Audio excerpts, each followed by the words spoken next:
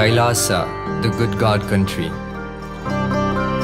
Hinduism has something great to offer. Hindu God, Paramashiva, is good. We love him not just because he gives us what we want, but because he is good, and he has so much to offer to the world that makes the best nation. Hindu God has life positive, all-inclusive, good, spiritual, social, political, and moral principles.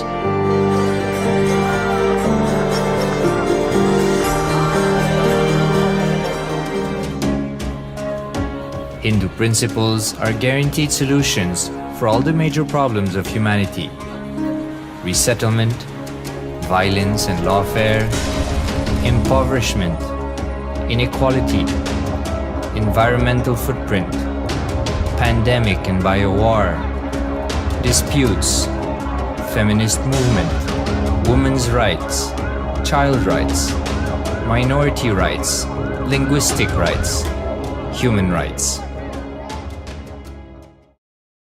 Because Hinduism has the best to offer to the world, KAILASA, standing tall since 1994 for the grand narrative of Hinduism, is the good God's country. Founder of KAILASA, Paramashiva, and his 1008th incarnation, the Supreme Pontiff of Hinduism, Jagadguru Mahasannidhanam, His Divine Holiness, Bhagwan Nithyananda Paramashivam, is the reviver of KAILASA, the enlightened civilization, the greatest Hindu nation.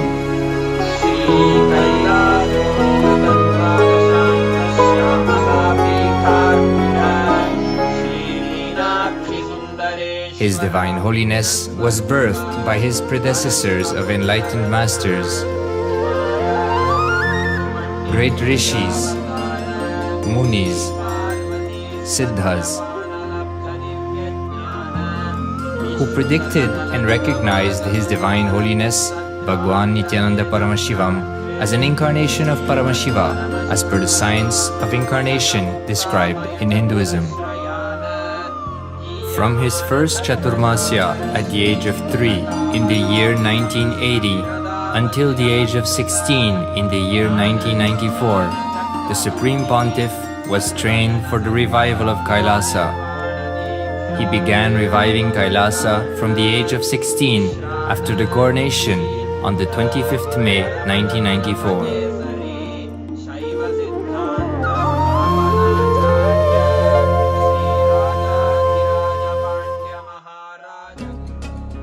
KAILASA that we see today is 26 years of sincere hard work of the reviver and Hindu diaspora all over the world.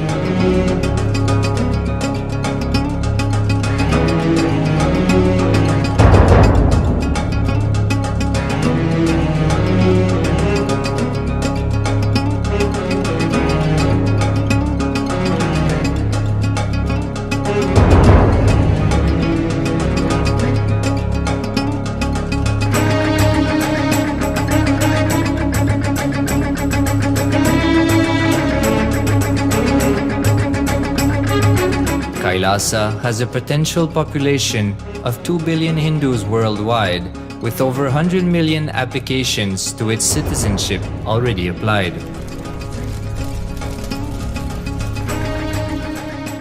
Hinduism has stood over 10,000 years as an enlightened civilization, has been a global beacon of spiritual and timeless wisdom, technology, culture.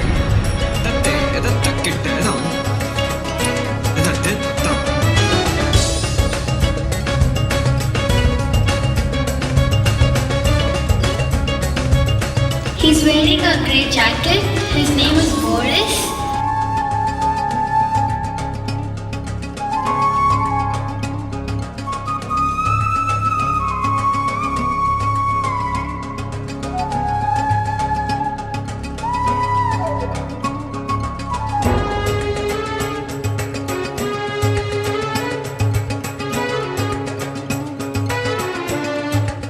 The world's ancient civilization produced more than 40% of the world's GDP.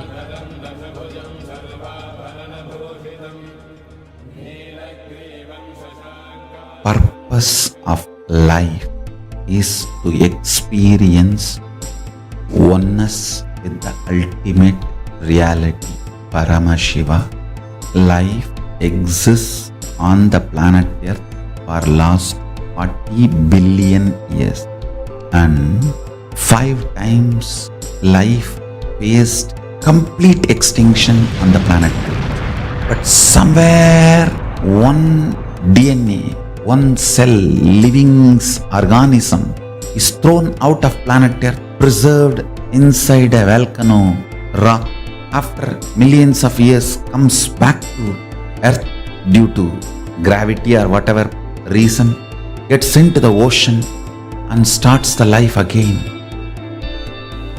Sanatana Hindu Dharma is the conscious science to give breakthrough to your DNA through natural selection process and to your consciousness through the conscious decision process.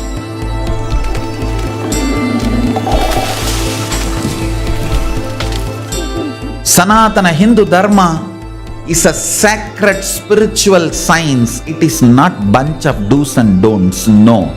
Please understand, it is the revelations of sacred truths, cosmic truths, powerful cognition. It is still alive, that science is available, time-tested, foolproof. This science of living enlightenment is the complete solution for all the problems individual or society or modern day humanity is facing. Then you will understand all the problems of the modern day humanity. Sanatana Hindu Dharma is solution. Whether the terrorism or climate change, natural calamities or man-made calamities, for all the problems humanity is facing, the only solution is science of living enlightenment, revealed by Paramashiva from the Vedagamas in the modern day through this body. I am a Hindu revivalist, not by any revolution, but by evolution and setting model communities. Understand? KAILASA is reviving the ancient Hindu enlightened civilization. Paramashiva manifested this KAILASA mandala, the enlightenment ecosystem and the lifestyle.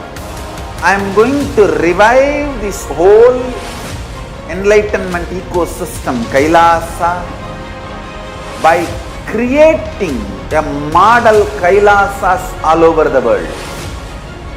I will work sincerely and revive this spiritual science, which is the core for enlightenment ecosystem, making you all manifest the state, space, powers, being, superconsciousness and KAILASA of Paramashiva, and making all of us manifest Paramashiva. In a world ravaged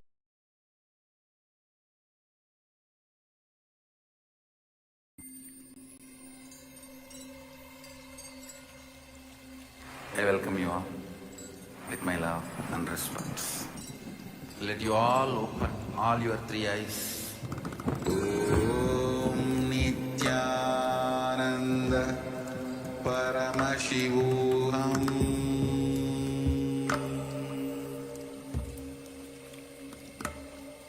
Om Nithyananda Paramashivoham.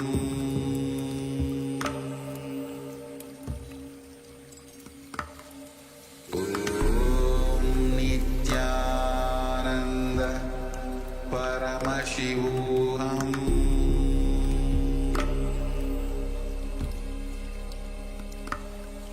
Om Nithyananda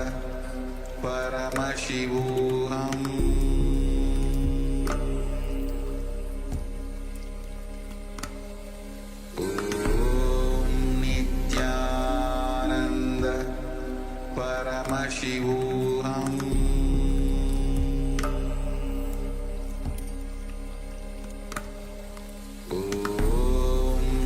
Nithyananda Paramashivoham.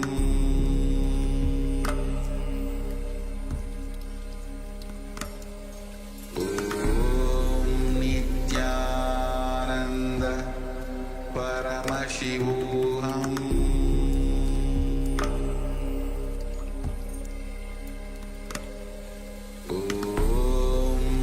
Nithyananda Paramashivoham.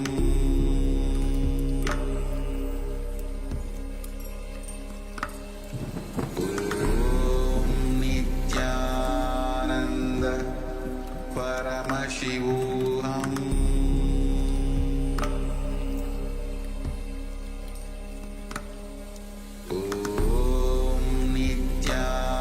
Nithyananda Paramashivoham.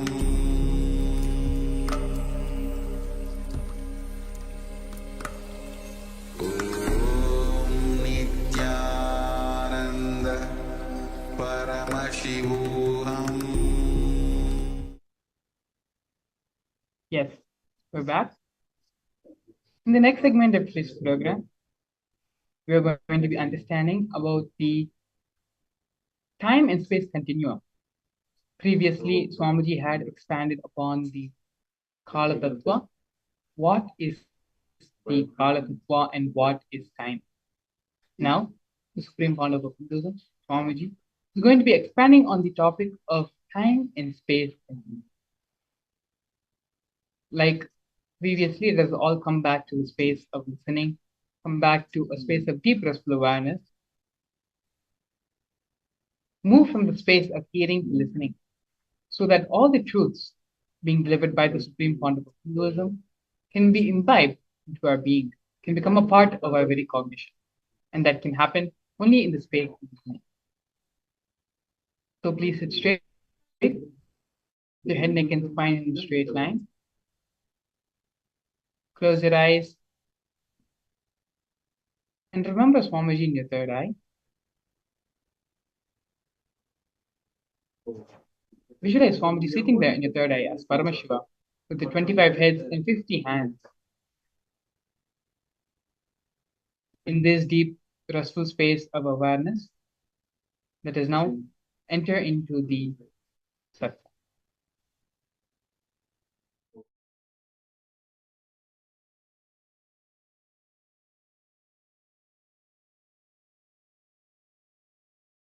Paramashiva's direct message from KAILASA.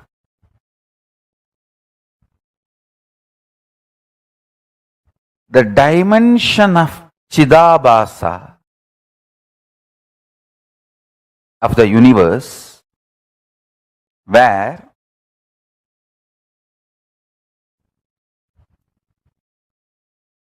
the activism of Chit and absolute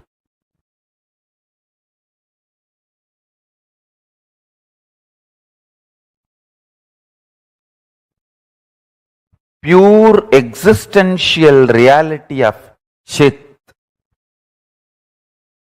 Listen, the activism of Chit, we call it as Shakti. Its pure existence of Chit is called Paramapurusha.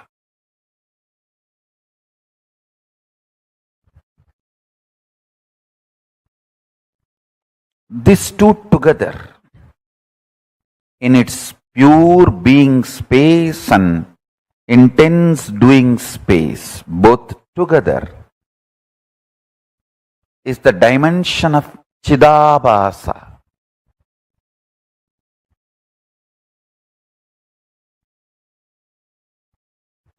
That space of Chidabhasa is the source of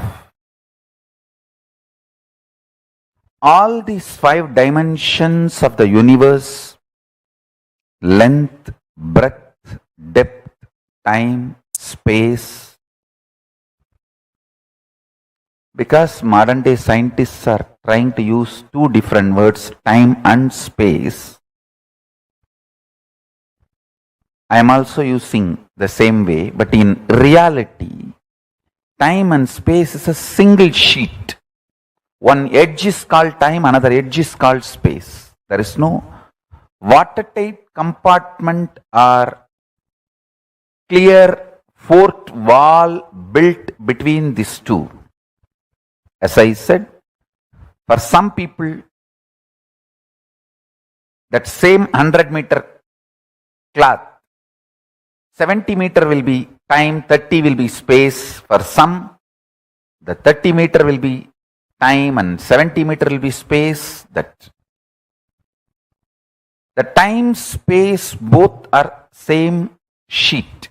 Imagine. I can even use the word sheath. Avarana. Sheath. Sheath is also apt word. Understand?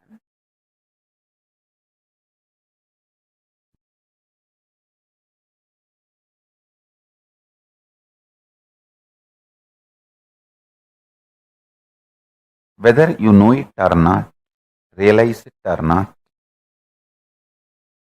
your thought current and your reality is not separated by any wall or any border. What you again and again persistently put in your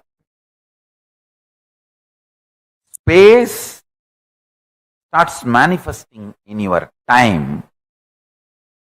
What you again and again and again practice in your time starts manifesting in your space.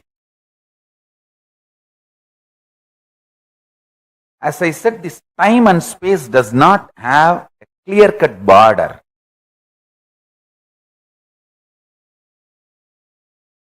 For some people, in this time-space continuum, in the time-space dimension, if it's 100-meter, consider it as 100-meter long cloth. For some people, 70-meter is time and 30-meter is space. For some people, 30-meter is time, 70-meter is space. For some people, even only 2-meter is time and 98-meter is space. For some people, 98-meter is time and 2-meter is space.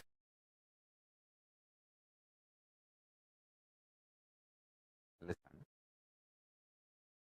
When the length dimension starts manifesting its possibilities in all its multiple level, it gives birth to breadth dimension. When the length dimension and breadth dimension both starts manifesting all its possibilities in multiple level, it gives birth to depth dimension. When the length dimension, depth dimension, breadth dimension, all three starts giving birth to all the infinite dimensions of them in multiple levels, in all possibilities, spontaneously and simultaneously, they give birth to the dimension called time. When Paramashiva's direct message from KAILASA, listen. Chidambara, the arena of the cosmic dance, is living space. Understand? Modern day scientists, with their human mind, are able to understand about space only now, too little and too late. Understand? They are trying to understand space. Modern day scientists are trying to understand space. What they understood till now, too little and too late. Thousands of years before, Hindus had a clear understanding about what is space. Space is living existence, living entity. I should say closer to consciousness.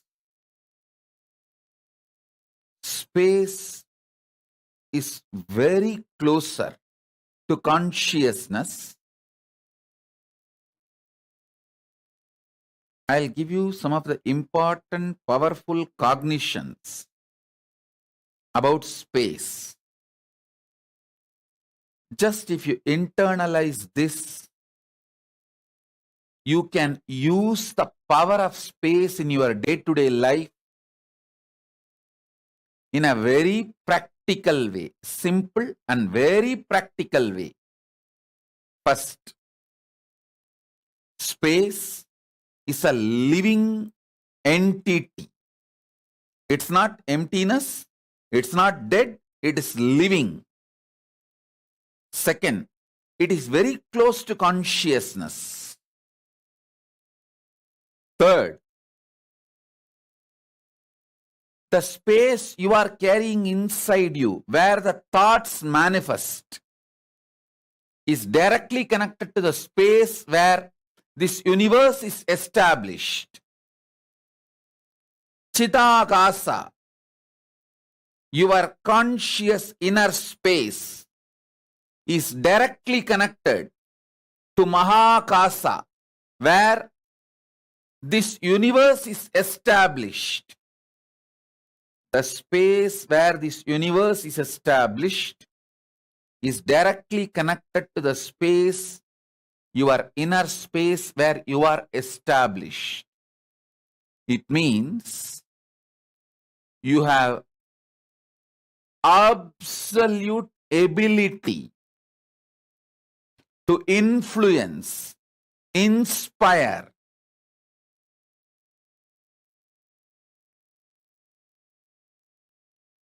directly intervene with the outer space on which the world is established. Any mass has a power to influence the space. When you are able to influence space through which you can influence anything which is established in the space, and just by sheer power of thoughts, you can raise, lower your mass, through which you can influence the space, through which you can influence anything established in the space. Please understand.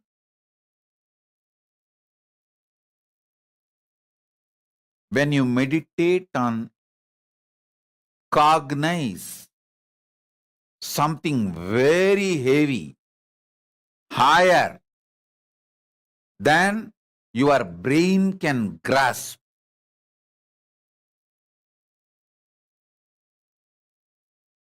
your space becomes powerful. That can influence the space outside, and anything established in the space outside.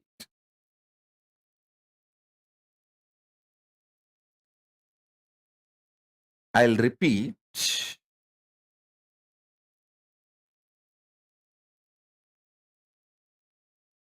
Very recently, modern day scientists are trying to understand how to influence the space, how space can be manipulated to make our lives more comfortable and better. But thousands and thousands of years ago, Hindus had clear knowledge. This time space balancing itself and the speed of the light is constant, and the continuum of time space balancing itself almost like eternal. All these are known to Hindus long before, thousands and thousands of years before. I'll add some more truths.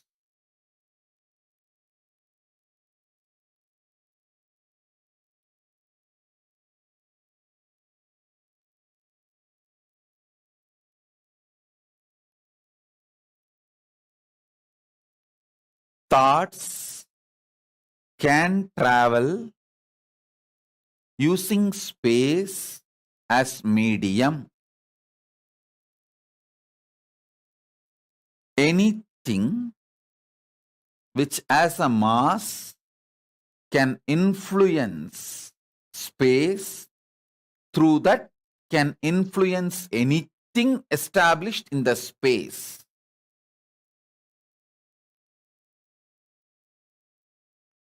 Let me be more clear and straight. Just through your thought, power of cognition, the power of your inner space, Chidambara, you can influence anything established in the space, whether sun or the moon or the universe or the black hole or the Big Bang, anything established in the space can be influenced through the power of your inner space.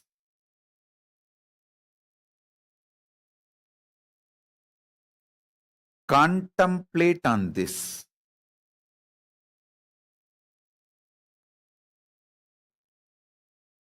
I have come down from Samadhi, brought these few important truths for all of you to chew, internalize this. Let's understand this concept, Kevala. Whenever you relate with the past connections, when you work with the past relationships, the time pulls you into that space because of the time-space continuum. See, a being which understands it is alone, Kevala, is a base material, raw material, where extraordinary powers, experiences, and enlightenment itself can flower. But once your inner space experiences the past times,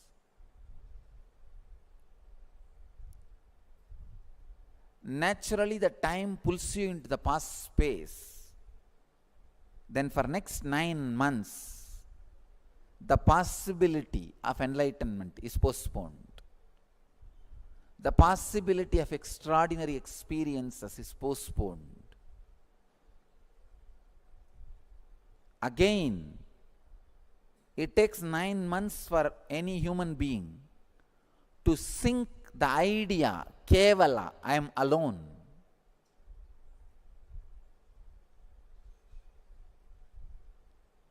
The first lesson kids should be taught in our schools is they are orphans. Understand? First lesson a child should learn is there is nobody. He came alone. He is responsible for his head and body being together. He is responsible for his hand hanging in his body. He is responsible for his leg connected to his body. Child should learn this lesson first. But normally it looks very cruel, brutal. Even the brahmacharini was shocked. She said, "What is this, Swamiji? It's too cold." I said, life is cold. Don't try to make it hot. Don't say it is cold. Use right word. It's cool.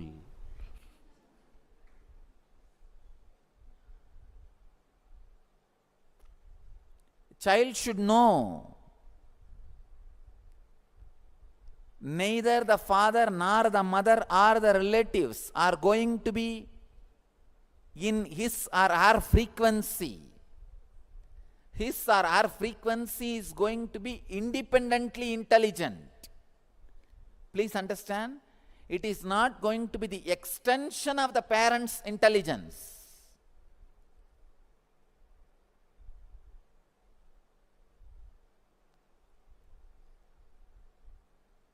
God creates, never recreates. You are going to be independently intelligent. Unfortunately, this time-space continuum keeps you constantly as the extension of the elders' intelligence. I have seen this kind of mental setup, this kind of people. They will never be productive. They will be such a lazy people, even in their personal life. I am seeing all over the world this kind of all kinds of specimens I am seeing. This kind of people, they will be such a lazy, such a unproductive people. They can't do anything else except criticizing. They live in Kali Yuga. They live in Kali Yuga. That's the worst state to be in. If you understand, still Dharma is alive. Still Dharma is prevalent. Still, that is the way the cosmos is functioning. Cosmos has not changed the way because the time has passed. No. When you understand that, suddenly you will see your inner space will become Satya Yuga. You will start attracting friends, things, everything of the same energy, same consciousness, same Satya Yuga space. The third technique, understand, first technique is Shakti to change whatever you can. Second is Buddhi to accept whatever you can't.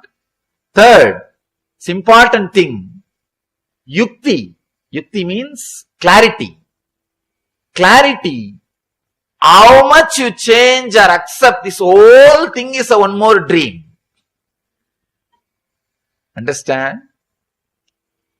The ultimate step in Vedanta, or I can say ultimate truth in a simple words, whether you accept or change, how much you accept or how much you change, the whole thing is a changing dream. There is no scale. The whole thing is changing dream. Now I am putting the whole thing in one word. You don't need to struggle at all. This is I can say, ultimate truth. What we call Zen or Advaita. The ultimate truth. However you change, the whole thing is a constant changing dream. If you understand this truth, how much you change, the whole thing is constantly changing dream. Suddenly you will see you are unclutched. You have a tremendous relaxation inside you. People ask me, if everything is changing dream, then I can do whatever I want. Please understand. If you internalize the truth, everything is a changing dream. You will not be able to do whatever you want. You will do whatever cosmos wants you. You will not be able to do whatever you want, because the moment you understand this truth, the tremendous inner healing will start happening. The struggle or the suffering will come to an end. One glimpse, whatever is happening is a changing dream. It is constantly changing. Your ideas are changing. Your ideas about changing is changing. Your ideas about transformation is changing. Your ideas about problem is changing. The whole thing changes. For example, sometimes people come and ask me, Swamiji, 12 years before I started my spiritual practice, I thought all my struggles will end. But after 12 years, still I have struggles. Understand? You may have struggles, but not same struggles. The transformation in struggles means transformation in you has happened. 12 years before, you might have been fighting with something else. After 12 years, you might be fighting with something else. When your opponent has changed, be very clear, you have changed. Your opponent cannot change without you changing. It means transformation has happened. Now your fight is happening in different level. In different level. Means the whole thing is changing. 12 years before, what was your desire? What was your fear? What you define as transformation? What you define as mukti? Even those things change. Your concept about liberation constantly changes. The more you expand, the idea also changes. I always tell people, enlightenment experience is ultimate, but not final. That's a big difference. Ultimate means all your ideas about enlightenment will disappear. All your ideas about body, mind, everything will disappear. That does not mean everything is over. It will be constantly exploding into a different space. This moment, you will think, oh God, this is the ultimate experience I can bear. Not more than this. But that does not mean it ends there. Every moment you will be having the same feeling. That is what I call enlightenment. It is a limitless continuum. Please understand, limitless continuum. It will be exploding, but constantly. What you think as ultimate now will be happening in you. After a few minutes, what you think as ultimate now will be happening in you. What you think as ultimate in this moment will be happening. Limitless continuum. The continuously. The whole thing is changing. It means your idea about enlightenment, your idea about desire, your idea about greed, your idea about you, your idea about Jiva, Ishvara, Jagat. All the three will change. Constantly it will be changing. That is what I call enlightenment. Please understand. People think enlightenment is retirement. No. No, you have an idea. After enlightenment, I will do this. I will do that. People come and ask me, Swamiji, what should I plan to do after enlightenment? I tell them, that plan he will do. You can't do. As long as you are planning to do, you will never become enlightened. Enlightenment is the last decision you can make. After that, you can't make any decision. All decisions will be made by somebody else or something else. All decisions will be made by something else. Constantly we think we are an accident. Cosmos is torturing us. No. Cosmos is not sadist. God is not punishing you. People come and tell me, no, Swamiji, you don't know God is punishing me. Please understand, God has not come to that level to punish you. And you are not raised to that level to be punished by God. You are also not that great to be punished by God. God has also not come down to that level to punish you. We go on abuse the Dharma. No, you don't know, it is Kali Yuga. Dharma will not be prevalent. This history says, that Purana says, that Bhagavata says, that Sutra says, it is Kali Yuga. Life will be like this only. No. Be very clear. There is no such thing as Kali Yuga. There is no such thing as Kali Yuga. I am responsible for what I am talking. I know the meaning of the words I am uttering. There is no such thing as Kali Yuga. It is our impatience to look into the truth is what we call, or we claim, we come to the conclusion that it is Kali Yuga. Look little deep into the truth. You will see Dharma is prevalent. It is Satya Yuga. When you are superficial, when you don't look into the things, world is Kali Yuga. You are in Kali Yuga. You will attract only that kind of people around you. You will attract that kind of friends around you.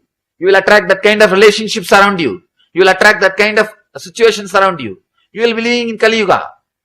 Actually, in what conscious you are, you will attract only that kind of people around you. You will be in Kali Yuga. If you look little deep, if you have little patience to look into the reality, the truth, suddenly you will see the world is Satya Yuga. Still Krishna is playing. Still Rama is living. Still all the great masters are alive. It is Satya Yuga. Still Dharma is running. People ask me, what do you mean by this? So much of terrorism is going on, so much of poverty, so many war is going on. What do you mean by this? Still things are Satya Yuga. Understand, when Krishna was there was no war or what? When Rama was there was no poverty or what?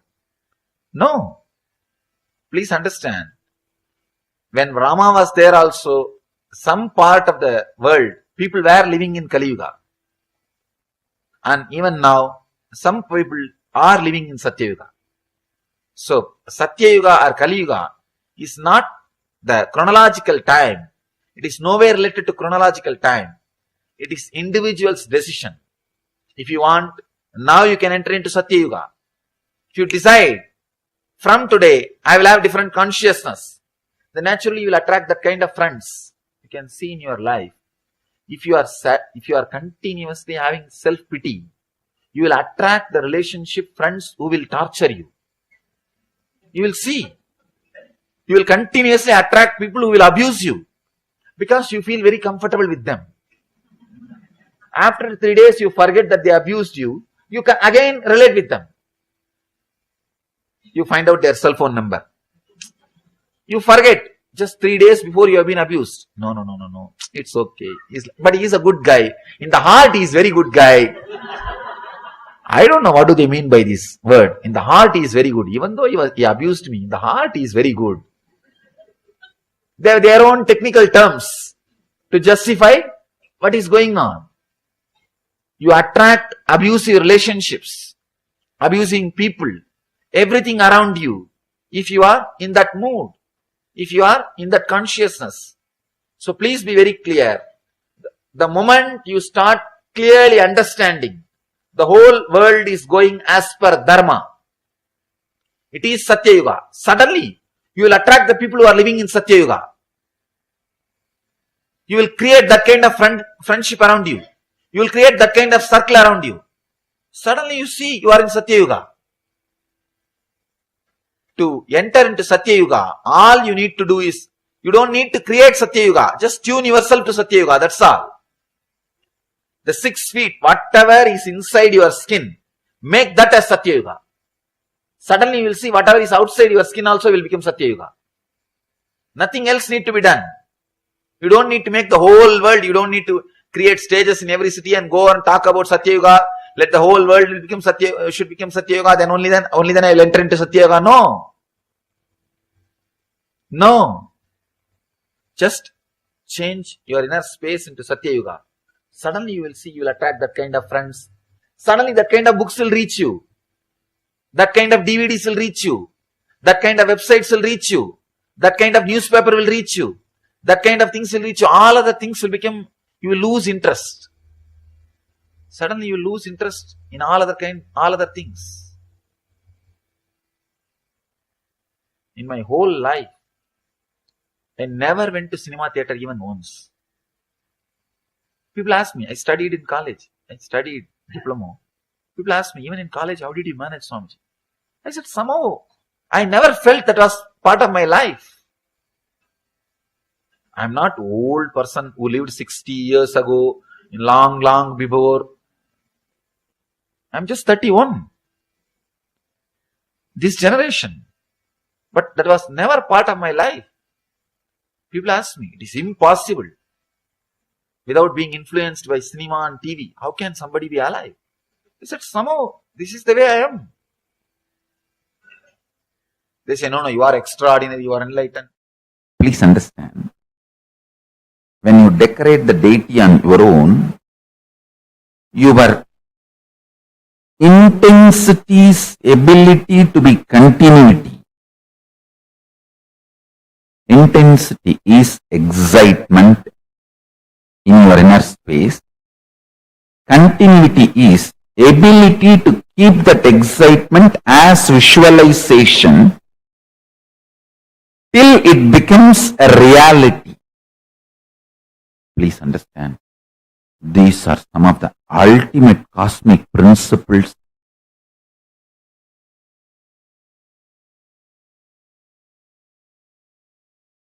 I am sharing with you all from all the Hindu Tattva Darshanas. So listen carefully. This is the quote. Listen. Intensity is revelation or excitement experienced in your inner space.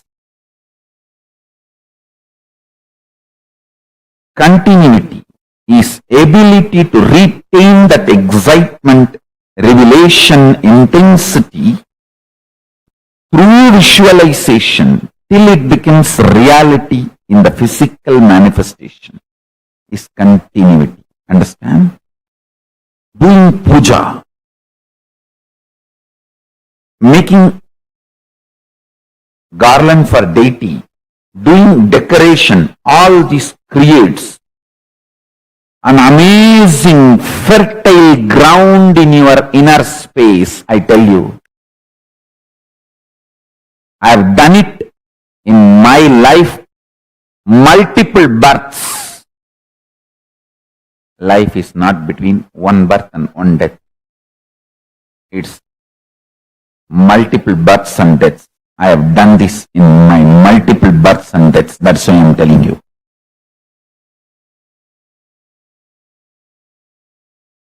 Intense excitement, when it is added with the creativity, especially the most superior creativity is Hindu Kriya.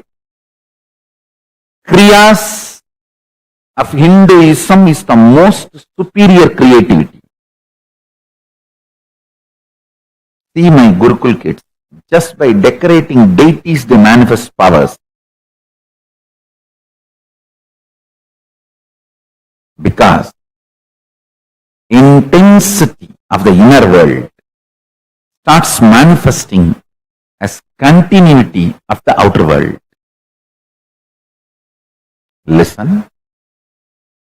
Intensity of the inner world starts manifesting as the continuity of the outer world just through decorating the deity. If you are a millionaire, want to become billionaire, I guarantee, start a temple, start spending at least half an hour to 1 hour physically working on the temple. Tie dhoti, sari, put jewels.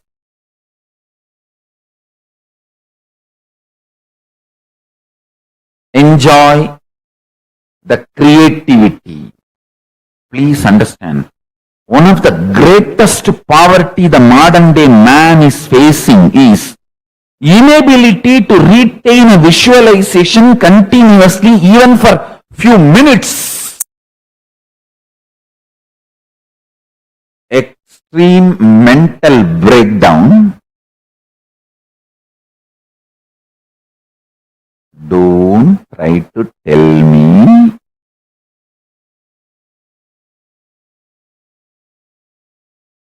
entertainment industry is full of creativity. No. entertainment industry is full of copying, replicating, duplicating, not creativity. Creativity is less than 0.5%. Creativity, I am defining, creativity is ability to keep the inner space's excitement, inspiration through continuity till it becomes reality.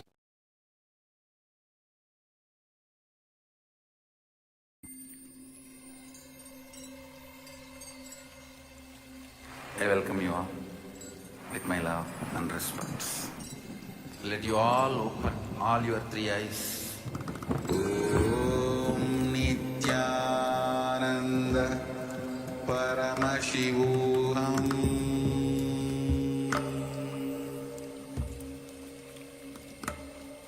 Om Nithyananda Paramashivoham.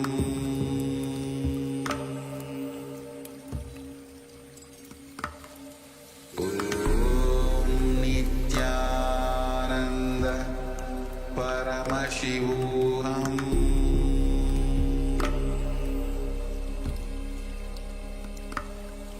Om Nithyananda Paramashivoham.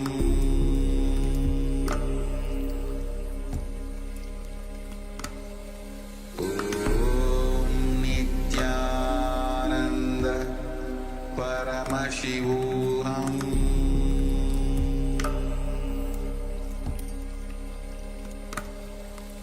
Om Nithyananda Paramashivoham.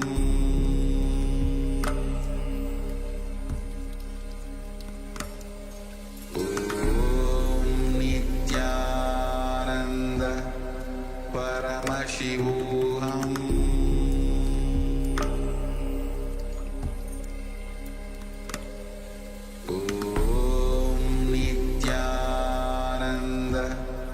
Paramashivoham. Om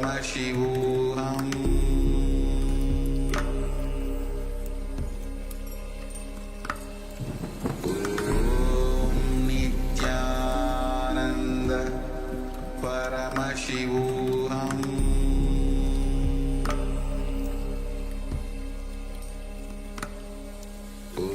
Om Nithyananda Paramashivoham.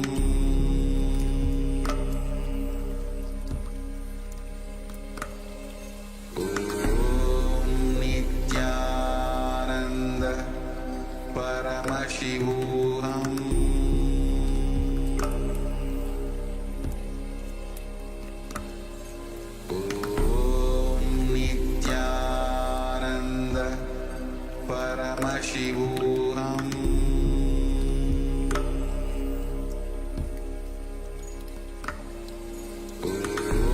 Om Nithyananda Paramashivoham.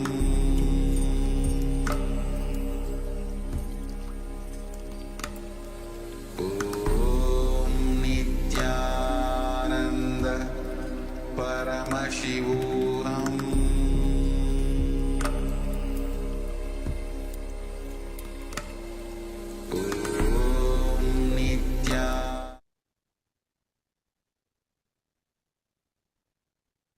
Welcome everyone.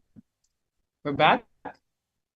Beautifully in this previous set of satsang, the Supreme Pontiff of Hinduism explained about the time-space continuum and more on how the first video we saw about Kala Tattva, the Supreme Pontiff of Hinduism expands on the concept of time. In this series, the Supreme Pontiff of Hinduism expanded more on the concept of space and the time-space continuum. The Supreme Pontiff of Hinduism, Swamiji, expanded that while the Puranas, the Sutras, and there are so many scriptural references which claim that we are in Kali Yuga right now, It is we who decide what yuga, what time, what space we live in. It is our inner space. What space we are living in our inner space that decides what yuga we are living in, what time we are living in. If we decide to be in Satyuga, if we ourselves are in Satyuga and align everything within our body frame to be in the Satyuga, then our external world will reflect and change and become Satyuga. We start attracting people who are also living in Satyuga. But if we are living in Kali Yuga, in confusion, in delusion, in unconsciousness, then that is the kind of people, kind of community we are going to attract towards ourselves. Beautifully, Swamiji explained that time and space are not two separate things. One contributes to the other, and they are a byproduct of each other's existence. When you are in a space of deeper awareness, of the space of the higher and higher time zones, that is the reality you are in, that is the reality you start living in, you start manifesting. In the next series and set of satsangs, we're going to be watching the Supreme Pontiff of Hinduism, decoding exactly what is time and how we can liberate ourselves from the societal conditionings and societal understandings of time which have been put into us from our young age. Swamiji also explained how it is our space which decides the reality we are going to be living. Time and space are not two separate entities, two separate functions. Both are intertwined and work together. So now, let us enter into the next series, next segment of today's program, which is understanding and decoding.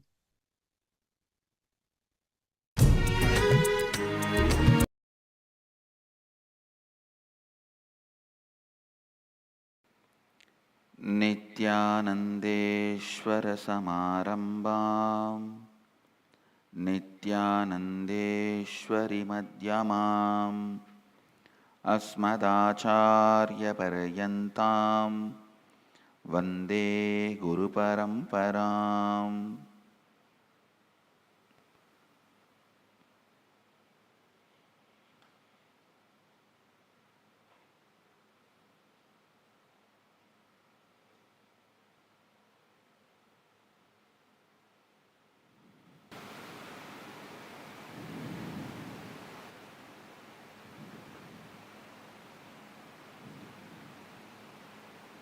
I welcome all of you with my love and respects. Conquering time. First, few basic understandings, few basic truths.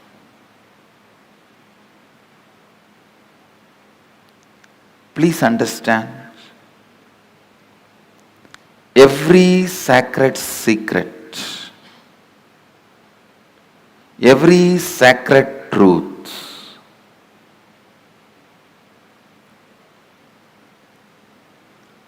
I am uttering, every word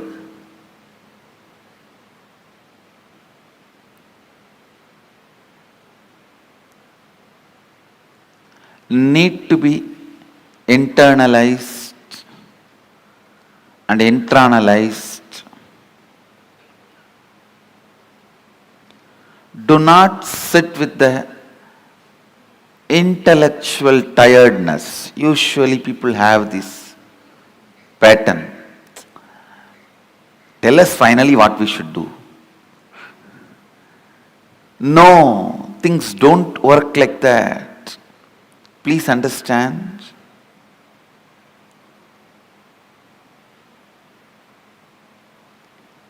Every word I am uttering matters. I'll give you a small example from my own life.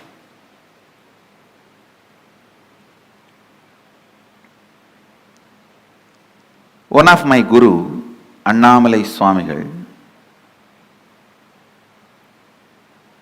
in course of conversation he told me that We are not the body. We are beyond pain and suffering. When I was sitting alone and contemplating about it, we are not the body, we are beyond pain and suffering. What does he mean by it? I actually experimented. I took a knife and cut my thigh to see whether we have pain or not. Of course, I had pain and I was taken to hospital and stitches were done and all that has happened. But I could not think what my Guru uttered is lie. I was continuously contemplating. I had a yoga guru. He was also a Paramahamsa. One day he explained, he usually comes to the house where I was born and brought up. He will come home early morning, 4 o'clock, and drag me out of the bed and take me to the temple and teach yoga. I was a kid. Sometimes the moment I am out of bed, he will make me drink coffee so that I will not go back to bed. One day he was telling, see, before coffee how you feel that you want to lie down and nothing other than sleep matters. Just a cup of coffee, you are ready to listen to me, and suddenly I became more important, yoga becomes more important. All the ideas that you should do yoga makes more sense. Without a cup of coffee, all the ideas you should sleep makes more sense. Just with a cup of coffee, all the ideas you should do yoga and take care of your health, build your body so you can get enlightened. All these ideas make sense.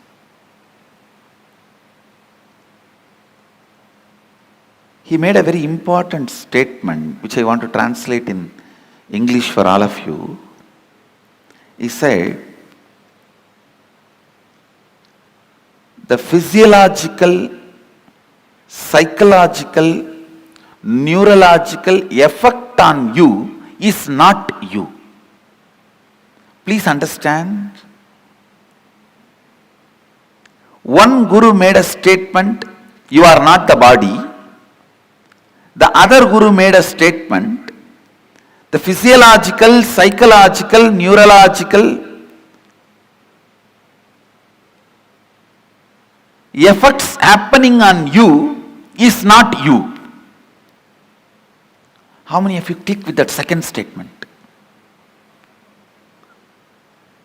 Actually, both statements finally mean the same, but the second statement suddenly made so much sense to me. Yes. Please understand. Because I could see my seeking is not just equivalent to a cup of coffee,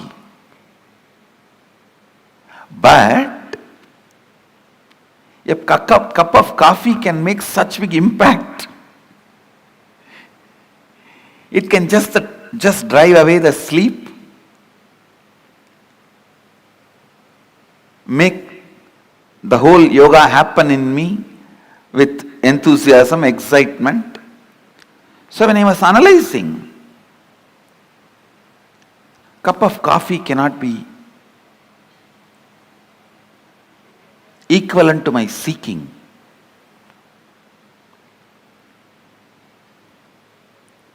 Or equivalent to me.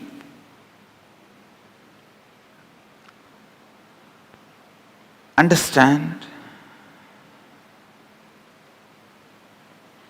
The idea he conveyed to me, my yoga guru, is whether you have the feeling sleeping is more important, that is my first priority, I don't care about anything else, or you feel no, after a cup of coffee, the thought current.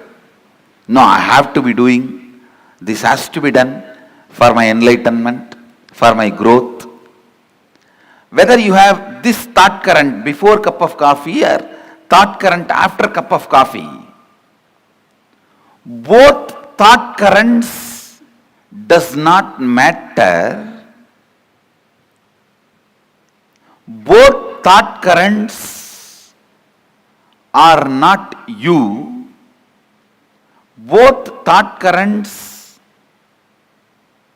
are empowered by you, not you. That is what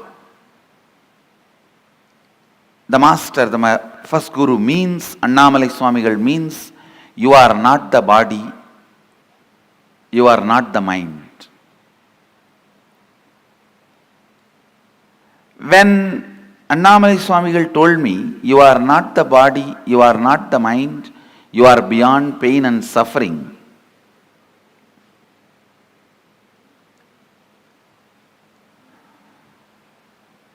the statement did not make sense for me.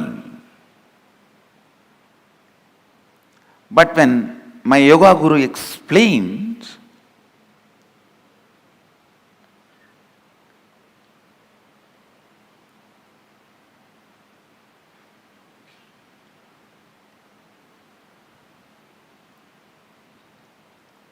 physiological, psychological happenings are not you, it really made sense. Understand? Throughout this program, every statement I make is going to directly work on your inner space, which is required for me to transmit this experience to you. Actually, when I had the click, oh, psychological, physiological, neurological effects happening on me is not me, I tell you. From the next day, I didn't need coffee to wake me up. The understanding, physiological, psychological effects happening on me is not me, liberated me.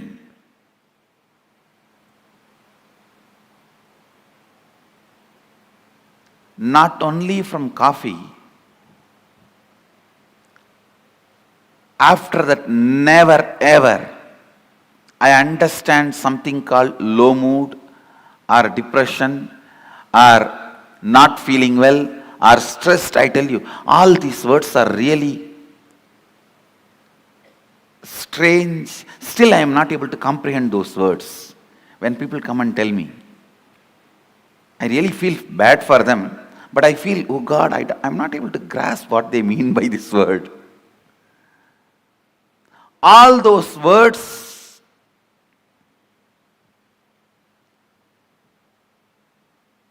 have no meaning in my life because it was such a clear understanding.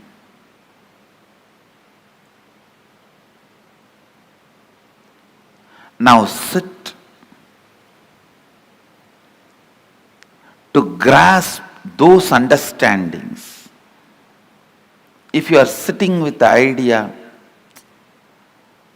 all these are okay, Swamiji, you tell me finally what I should do, I will do that.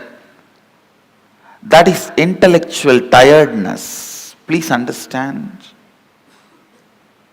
Egg, if it is broken from outside by force, a life ends. If it is broken from inside, a life starts. If you sit with intellectual tiredness, you finally tell me what I should do. Even if I tell you finally what you should do, if you do, it will be like a breaking the egg from outside. Even if I transmit experience to you, you won't retain it. When I transmit and you don't retain, it is called Satori. When I transmit and you retain, it is called Samadhi. Annamalai Swamigal, what he tried to transmit, what my yoga guru transmitted, Yogananda Puri, both are actually one and the same.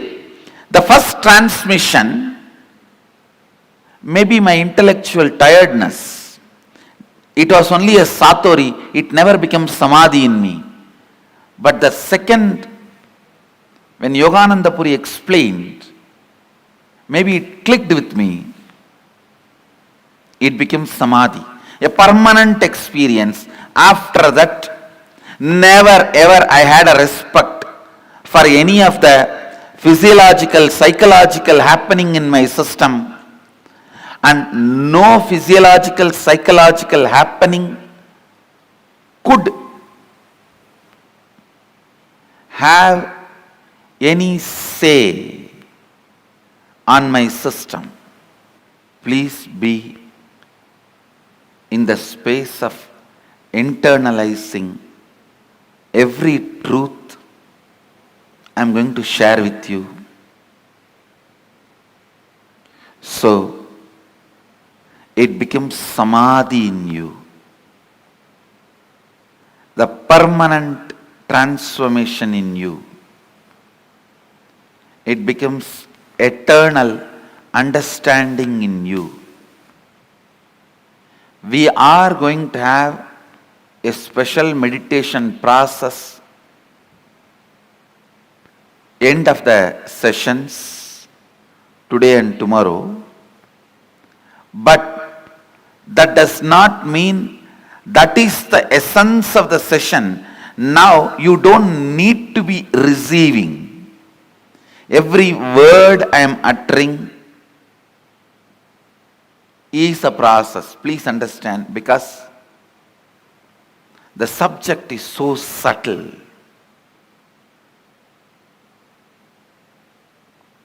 Subject is so subtle. See, when my first guru told me, you are not the body, you are beyond pain and suffering. It is truth, but it is too to grasp. It's too physical. But when my yoga guru told me, experientially, which he was able to convey into my listening,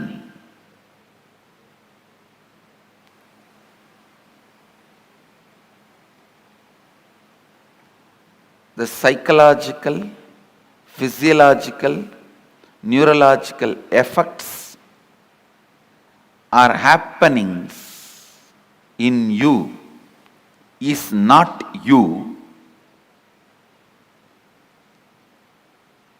Not only it clicked with me, it brought tremendous liberation. What my first guru, the Annamalai Swamigal, was trying to make in me, the yoga guru made it because he spoke into my listening. Now, every statement I am going to utter,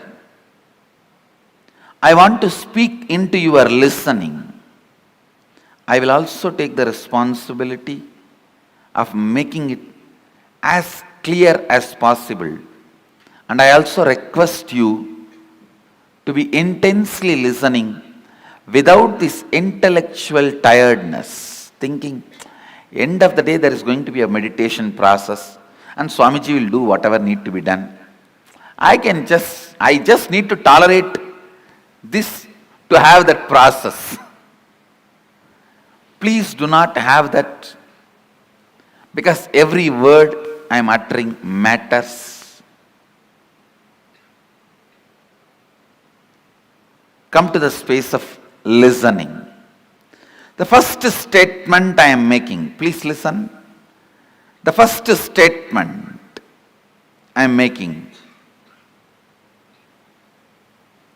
time is a matter.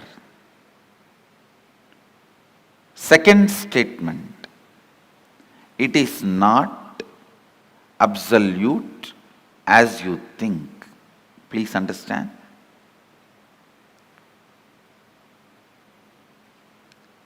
Now I will make these statements into your experience.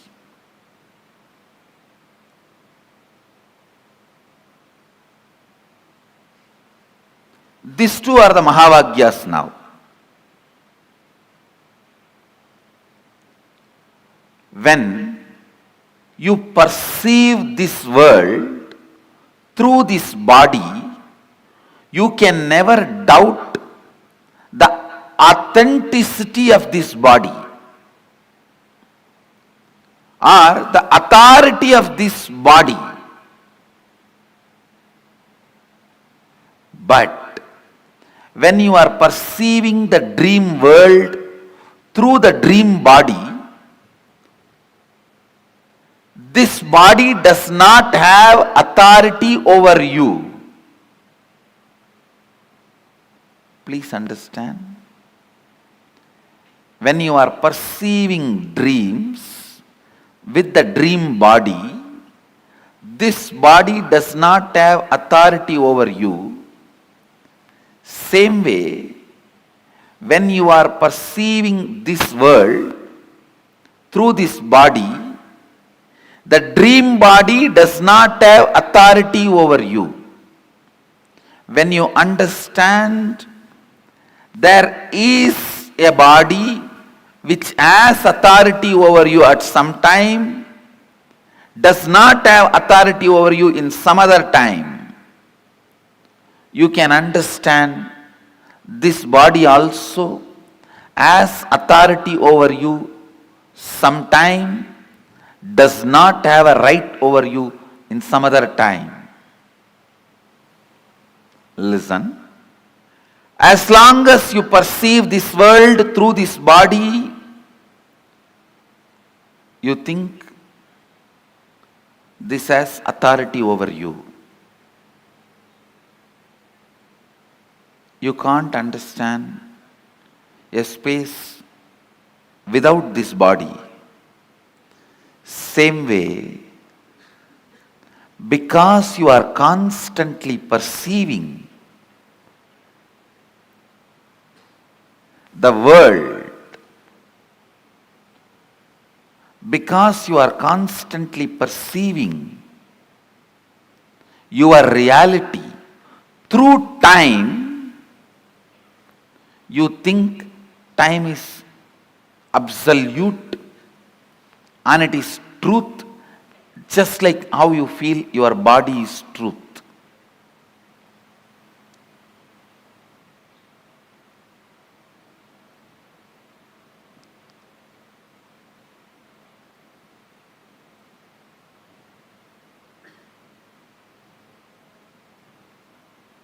Listen.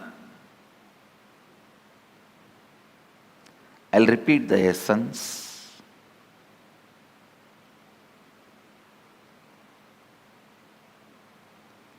When you see, perceive this world through this body,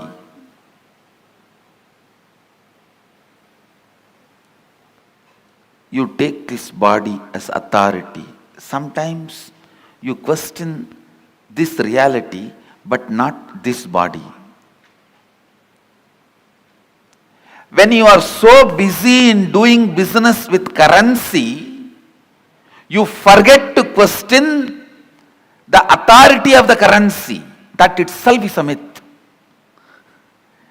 When you are doing business using diamonds, you forget to question the authority of the diamond. You are so busy in giving 100, taking 50, giving 200, taking 400. You forget the diamond itself is not something precious, or it does not have an authority other than created demand. Please understand,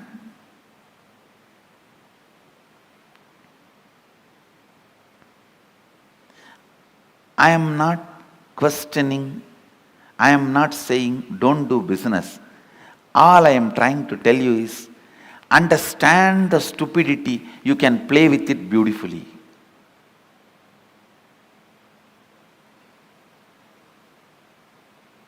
The moment I understood,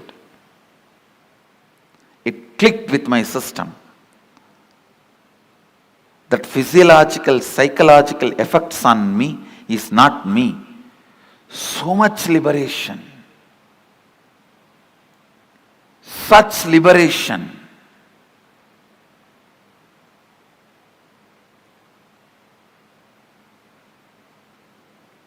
Such a beautiful space.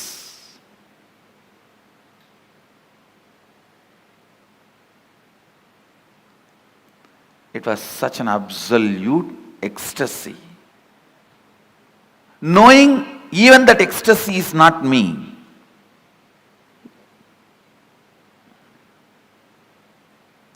When you know even the joy happening in you is not you, the joy stays with you permanently. All joys disappear the moment you try to grab them. The first truth, time is a matter.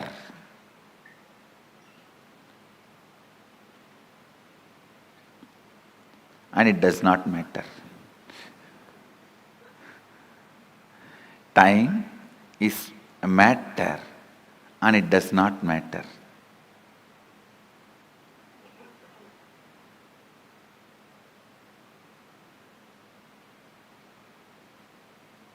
You can manipulate it as you can manipulate your body. Understand? You can make your body big or small with certain practices, diet control. You can manipulate it. You can play with it. Same way, you can play with time. You can play with time. How? We will see next. But some of the basic truths, you can play with it.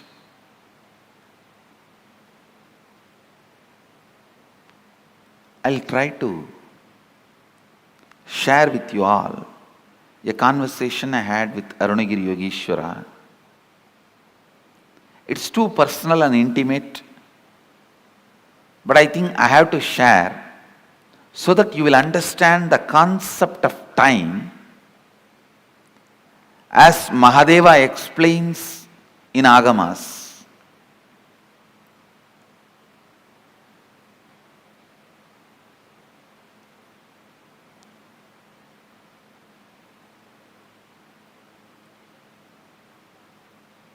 One day I was sitting and talking to him. I was just so much in love, awed by his presence. It will always be for spending time I will be talking. There is nothing serious about what I am talking to him. That is why how much ever I try, I am not able to recount or recall everything I heard from him. Very less only I am able to recall, because all the time I was only awed and just I want to spend time with him. That was the purpose. So talking is only secondary. I was talking so that he will not get up and go. To make him sit, I have to talk. Listen carefully. The conversation was about time and space.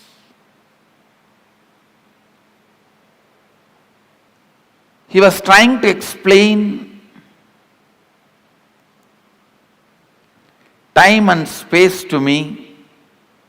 It is time you understand every statement, so that it becomes just part of you. You also need to know the value of one single truth hitting you properly. Please understand, it was just one single truth. My understanding about, hey, just a cup of coffee, only that much is the gap between me and my seeking. It was such revelation. The laziness and powerlessness and the powerfulness I felt after a cup of coffee, I understood very clearly, both are not me. I am something beyond this too. Just that one understanding liberated me forever from all the physiological and psychological ups and downs. Never ever I had any respect for the physiological, psychological ups and downs in my system. And you don't know what great liberation it can be. So please understand. Now, even understandings can liberate you from many patterns you are having, and with understanding, if I lead you into the process, the experience I transmit will become Samadhi in you, means permanent. Without you understanding or without you developing the right context also, I can put you in experience. That will be by force, it will only be Satori, you won't be able to retain that. So allow every statement to work on you, because even I am feeling, I am explaining something very subtle. It's almost like I am not playing with Saraswati, I am playing with Saraswati's Veena.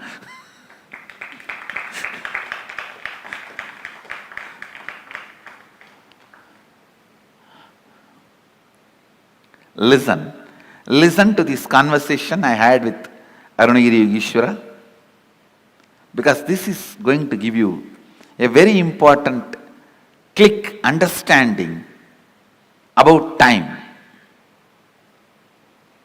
The discussion was about time and space. I was asking him,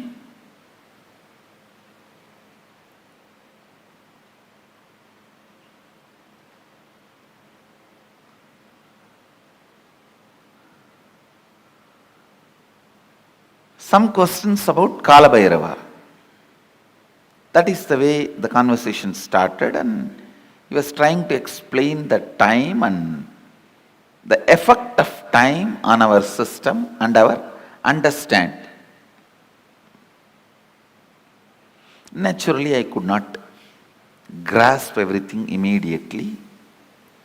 So the conversation boiled down to, he was trying to explain to me,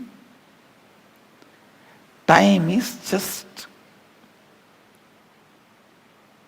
your mental experience, mental perception. It can be imploded or exploded. Listen, it can be imploded or exploded as you want. So naturally it was too much for me. Then he touched something in my very personal life and explained.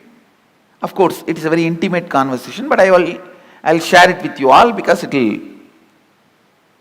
do good to all of you. I had the problem of bedwetting as a child. So, when I was talking to him, it was around maybe I was 11. At that time, I used to have that problem of bedwetting. He just picked up my hand with a lot of care. He was trying to guide me,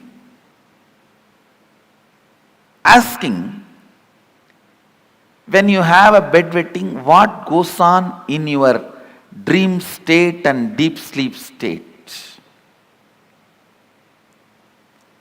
I slowly described, I contemplated and described. I used to feel first my bladder is full.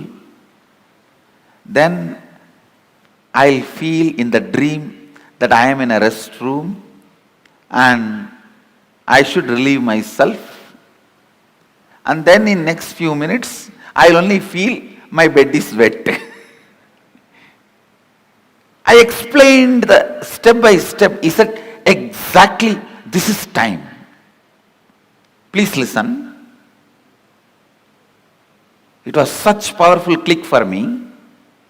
I'll tell you exactly what he said. He said, how the moment your bladder is full,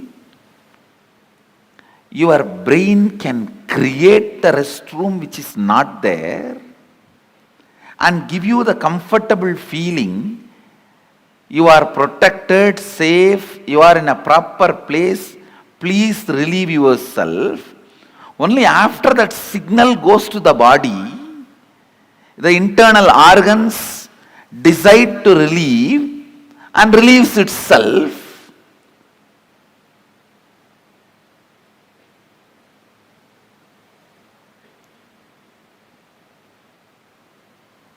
The pressure inside you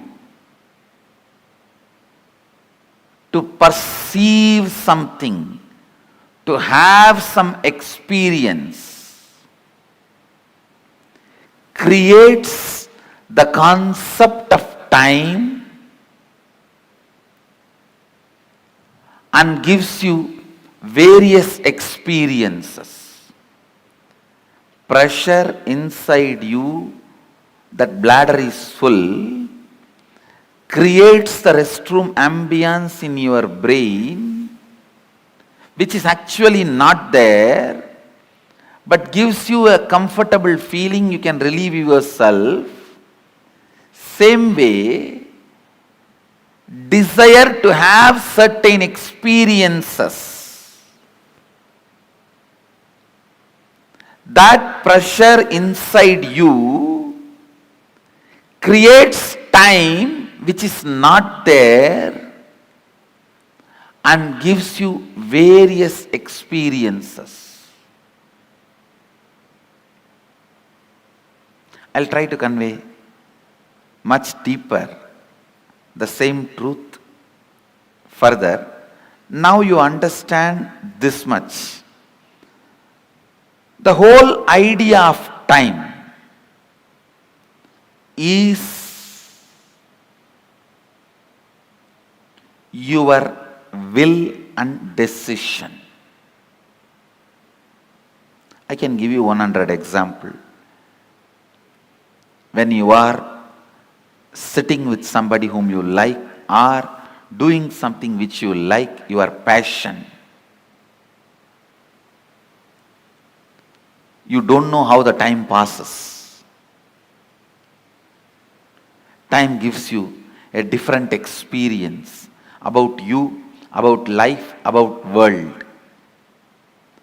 But when you are sitting with somebody whom you don't like, or when you are doing something about which you are forced, time gives you different experience about yourself, world and life.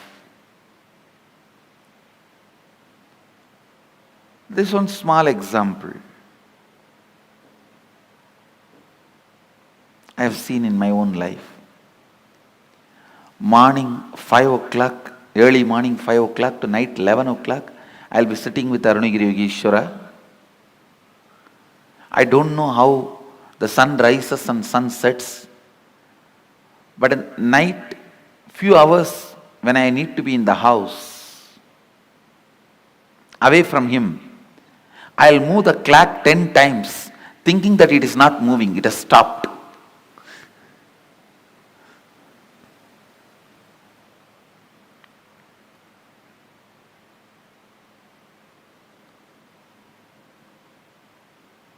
I'll feel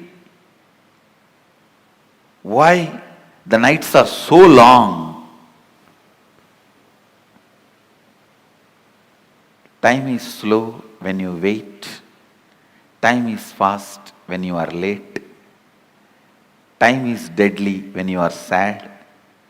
Time is short when you are happy. Time is endless when you are in pain. Time is long when you feel bored. Every time is determined by your feelings and psychological conditions, not by clocks.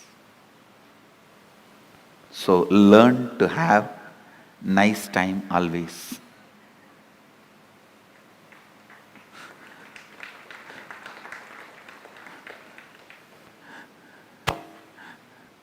Whatever now I am sharing, most of you may know that ideas, nothing new. But I am trying to set the context so that I can lead you into the deeper understanding, especially the experience to make these understandings permanent.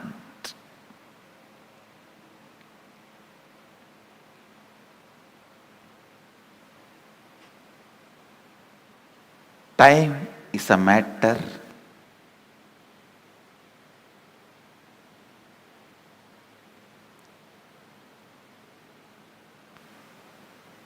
it does not matter.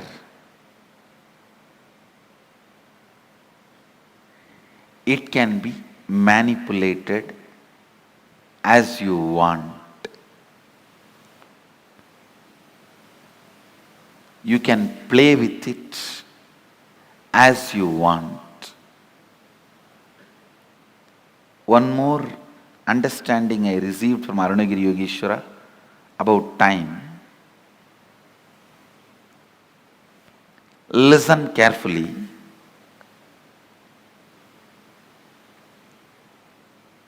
The whole life is just a vast canvas. Space is the canvas.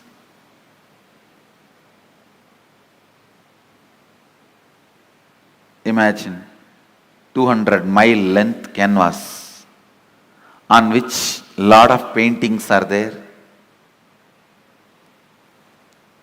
The paintings which you already perceived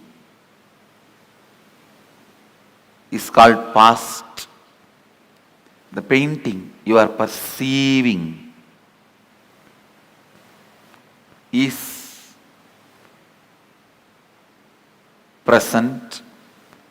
The painting you are going to perceive is future.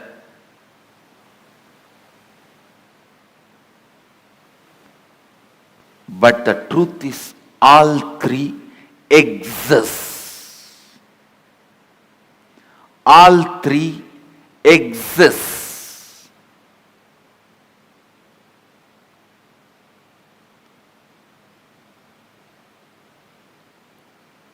Next statement I am making. Please listen. First statement I am making. Past, present, future, all three exist. And the next statement I am making, you can alter all the three. We always think, if all three already exist, how can I alter my future? If it is already existing, how can I alter? Understand? The painting exists does not mean you can't add something to it. Your powerlessness, I can't add something to it, only makes you stop adding. And very important statement I am making now. Not only you can alter the future, you can alter your past. How? We will make. You can alter your past.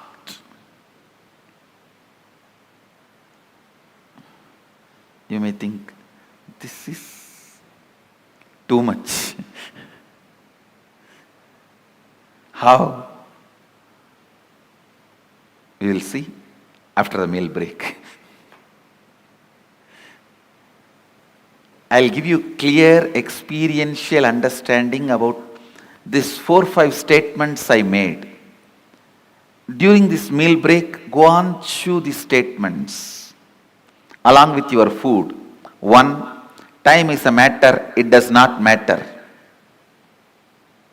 2, your psychological ups and downs, physiological ups and downs are not you. Next, your past, present, future exists now. Next, it exists now does not mean you are bound by it. You can alter not only your future, even your past. Let's gather for next session. Thank you. Be blissful.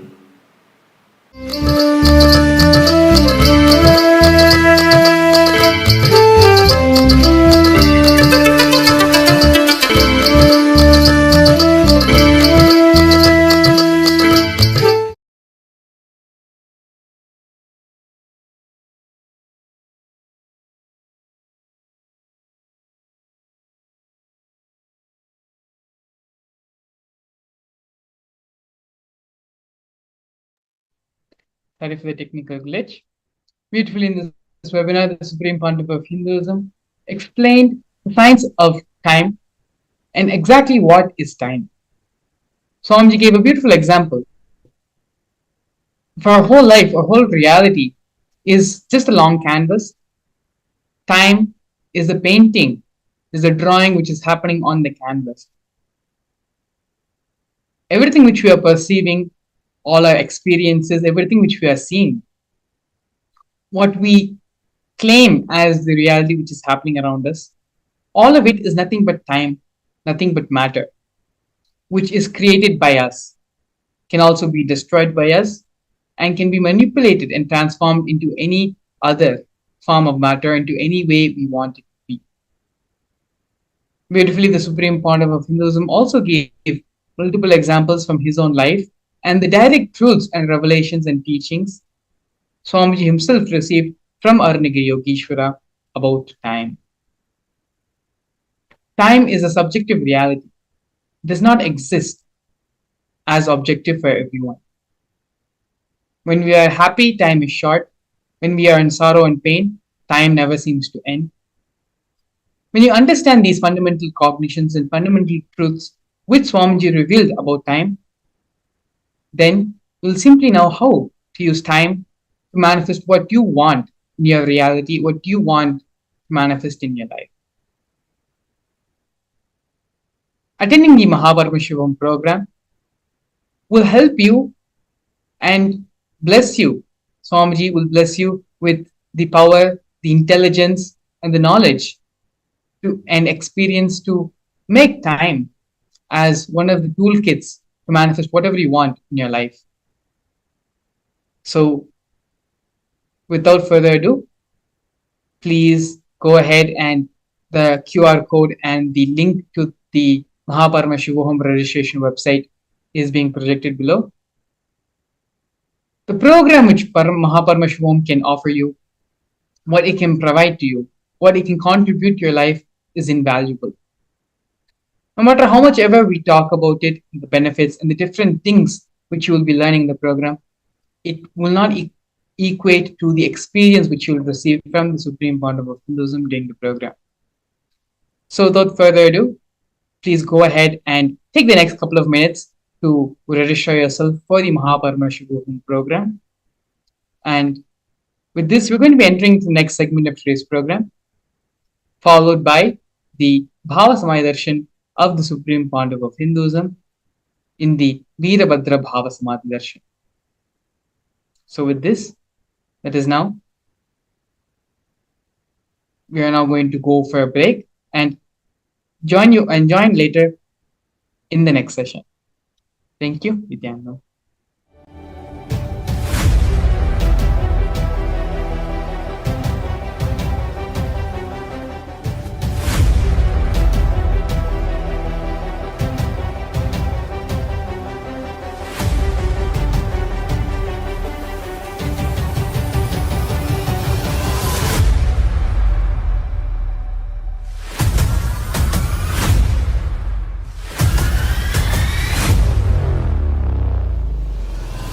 Whatever I shared till now, condensing the whole thing and reviving it as experience, starting from completion, unclutching,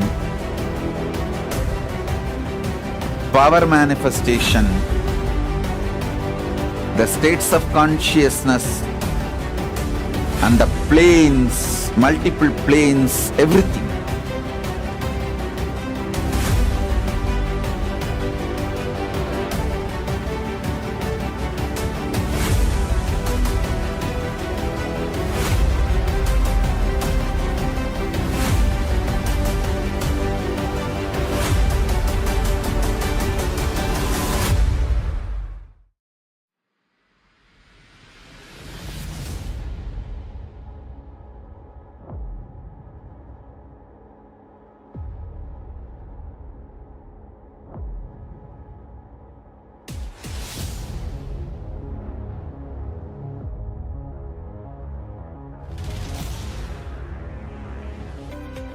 Anything presented to prove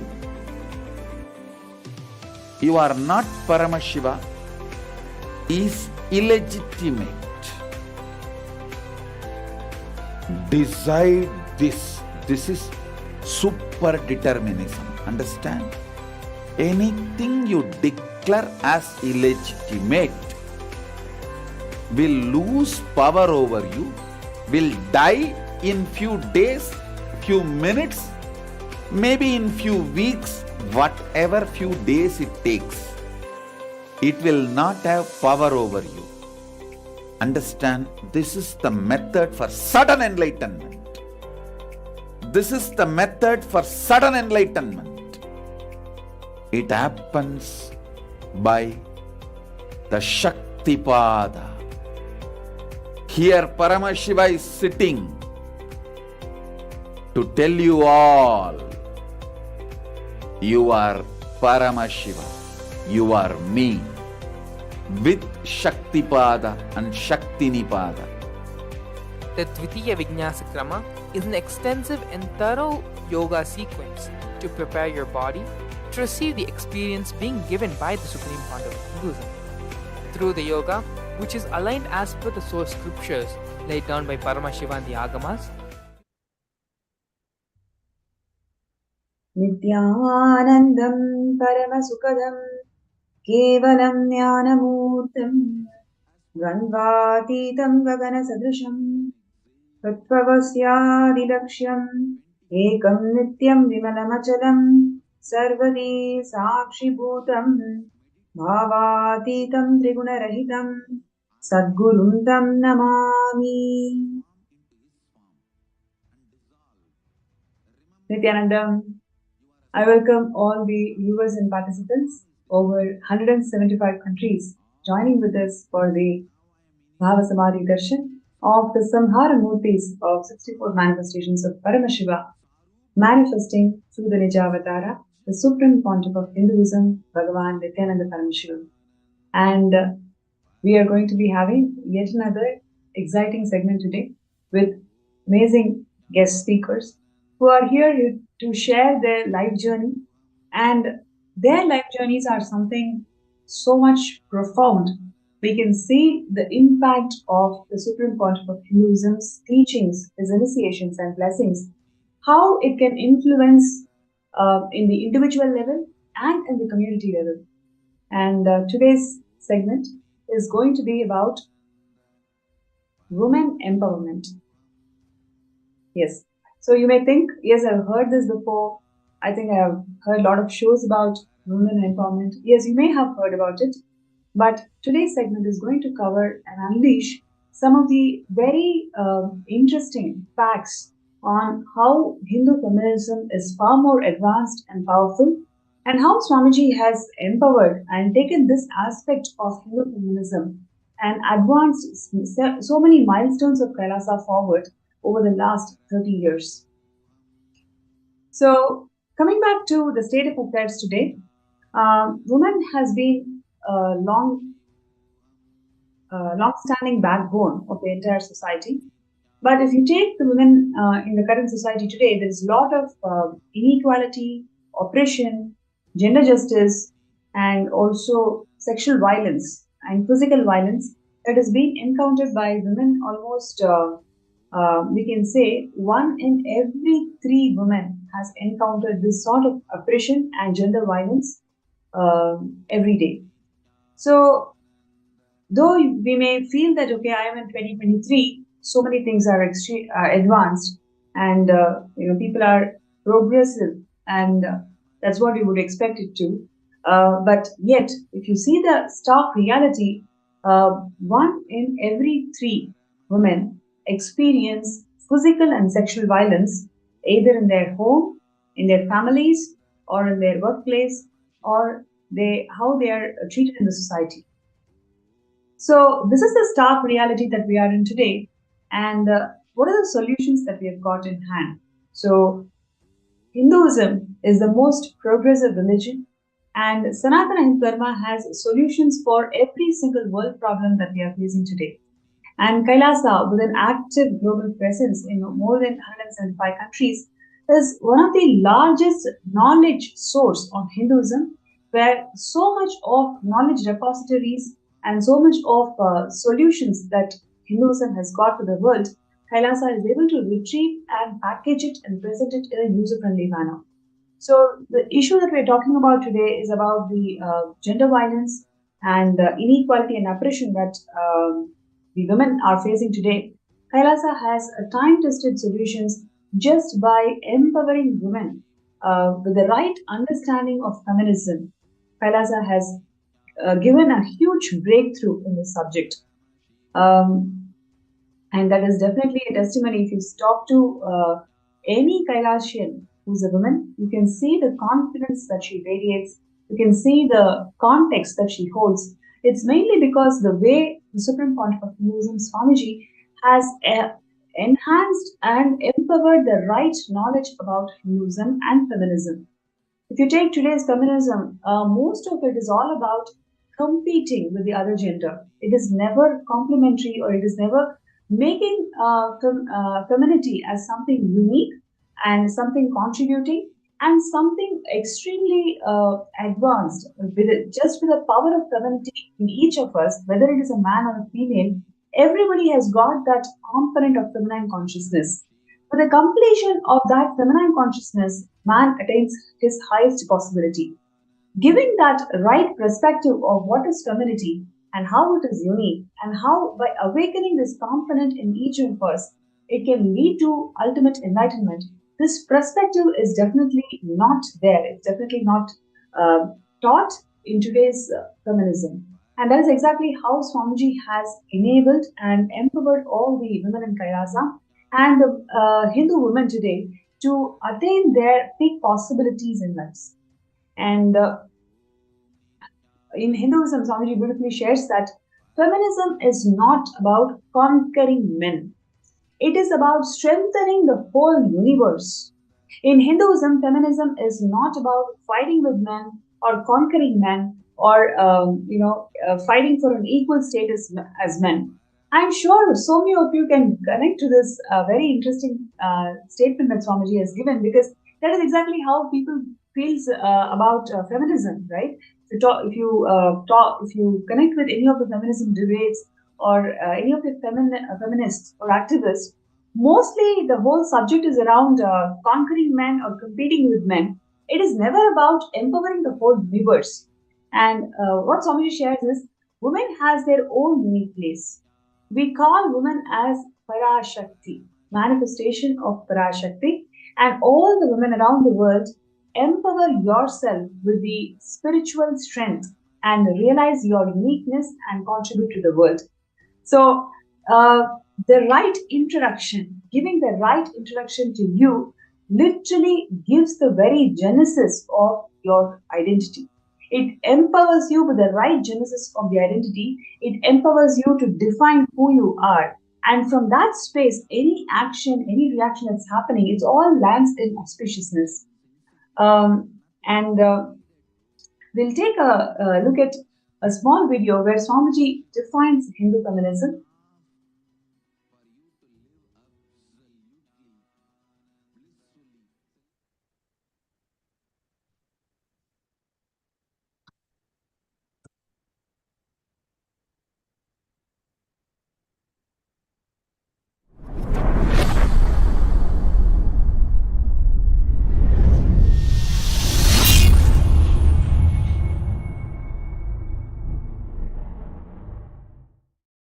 Today is also the International Women's Day. United Nations has given a theme for 2021 International Women's Day, Women in Leadership, Achieving an Equal Future in COVID-19 World. My message on this International Women's Day, understand, Hindu tradition empowers women. In Hinduism, feminism is not conquering men, it is strengthening the whole universe. In Hinduism, feminism is not all about fighting with men or conquering men or not even equivalent to men. Women have their own unique place. We call women as Shakti.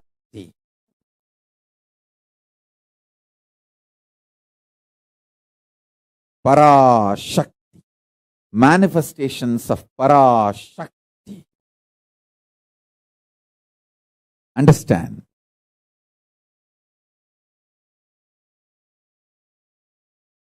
All the women all over the world, empower yourself with a spiritual strength.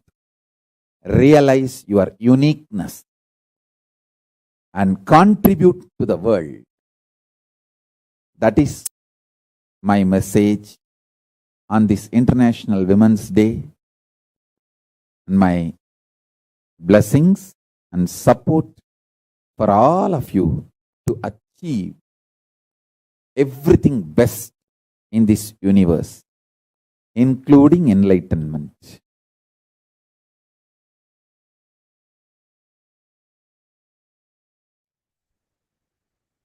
Great. You can see the way Swamiji has defined Hindu feminism. I'm sure just hearing to those words, it is simply energizing us with life positivity, and it really feels that a world can literally live this truth and end all the crimes against women. Please imagine, one in every third woman is actually experiencing sexual violence. It is something so terrible. And today we have speakers across the globe and who are here to share their first-hand experience. Someone who's been a victim of all of these crimes against women, but how she is able to evolve herself into leadership positions today and how she's able to empower and enrich the society today. So we will be having Ma Priya Prema and Ma Susan Davidson from Slovenia and Canada, respectively, who will be joining us in this show today. And it's going to be an amazing journey that they are going to share with all of us. And there are so much to learn and so much to feel inspired on just understanding how Swamiji is enriching and empowering each and every being. And as Swamiji has always shared, the whole Kailasa is built not by numbers, it is built as simple hard work. Each and every being is empowered by Swamiji, one being at a time, one person at a time. That's exactly how Swamiji has built this Kailasa, and that is what you'll be realizing just hearing to these amazing testimonials and journey of how Swamiji transformed their lives. So now we have Ma Priya Prema from Slovenia, who's here to share her journey. So Ma Priya Prema, before we get into the details, would like to invite you for the show, and it's such a pleasure to have you in the show today.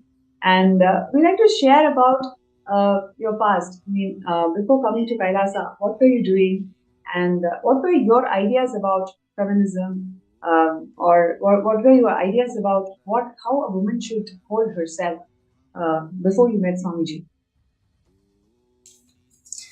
Yes, Nithyanandam, thank you for inviting me, Pranapriya. Thank you so much. And first, before I start, let me first bow down in gratitude to my beloved Guru, the Supreme Pontiff of Hinduism, His Divine Holiness, Nithyananda Paramashivam, for molding me into what I am today. So, my journey as a woman, I never experienced what does it mean to feel powerful. From the moment I was born on, I felt I have to compete for my father's love. That was my core incompletion. And I felt I'm not lovable, I'm not enough, I'm not good enough. So when I was 3 or 4 years old, I experienced sexual abuse. It was from our family friends at the time. And that was the experience that basically put me into pieces as a female and as a child at that time. So even though I suppressed it, later on, of course, when I started completing, I realized how much I have suppressed it. Because when I remember the incident, I felt that it could not be true. To that level, I have suppressed it because I didn't want to accept that this was happening to me. And even though I suppressed it, from that point on, I had trouble identifying myself with my feminine side. Mm-hmm. So I felt that was my fault, right? I was supposed to prevent this from happening somehow. I didn't feel that was the fault of the abusers. I felt that was my own fault. I should prevent it. And basically the only thing that was keeping me as a feminine afloat, my feminine side afloat at that point, was art. I remember when I was 9, I wrote my first poetry book, and I started sculpting and painting. So that was my expression at that time, how I was able to still keep myself in this, my feminine side alive, even though it was shattered. But over time, when I started, going to the primary school, that side of me was challenged and abused. I experienced a lot of bullying at school, and I realized at that point that I have to pretend to not be what I am. I have to be something else in order to cater to the needs of the society. I'm not accepted as I am. So, if I am emotional, when I express my emotions, I'm not accepted. If I express myself as emotional, when I write poetry, if I express myself in that way, I'm not accepted. I'm being bullied for that. So my cognition at that point was, I need to hide my femininity. I had to, hide this part of me. And instead, I began developing more my masculine side. I started feeling I have to protect myself. And at that time, also, I learned that in order to prove myself, I have to compete with others. So By the time I was 11 years old, I developed psychology disturbances, and I fell into depression. Simply, I had episodes where I didn't want to engage with life anymore. It was just to that level that I didn't felt anymore that creation in me was turned off. So the only solution, of course, at that time the medical system knew, was medication, right? So that is, even today we see how they solve this kind of situations. And even though I was just 11 years old, they put me on medication. They said, no, this is, some psychology disturbances, so we have to heal it and so on. So the side effects of that made me feel even more powerless. So it didn't, of course, it didn't heal the root cause of it.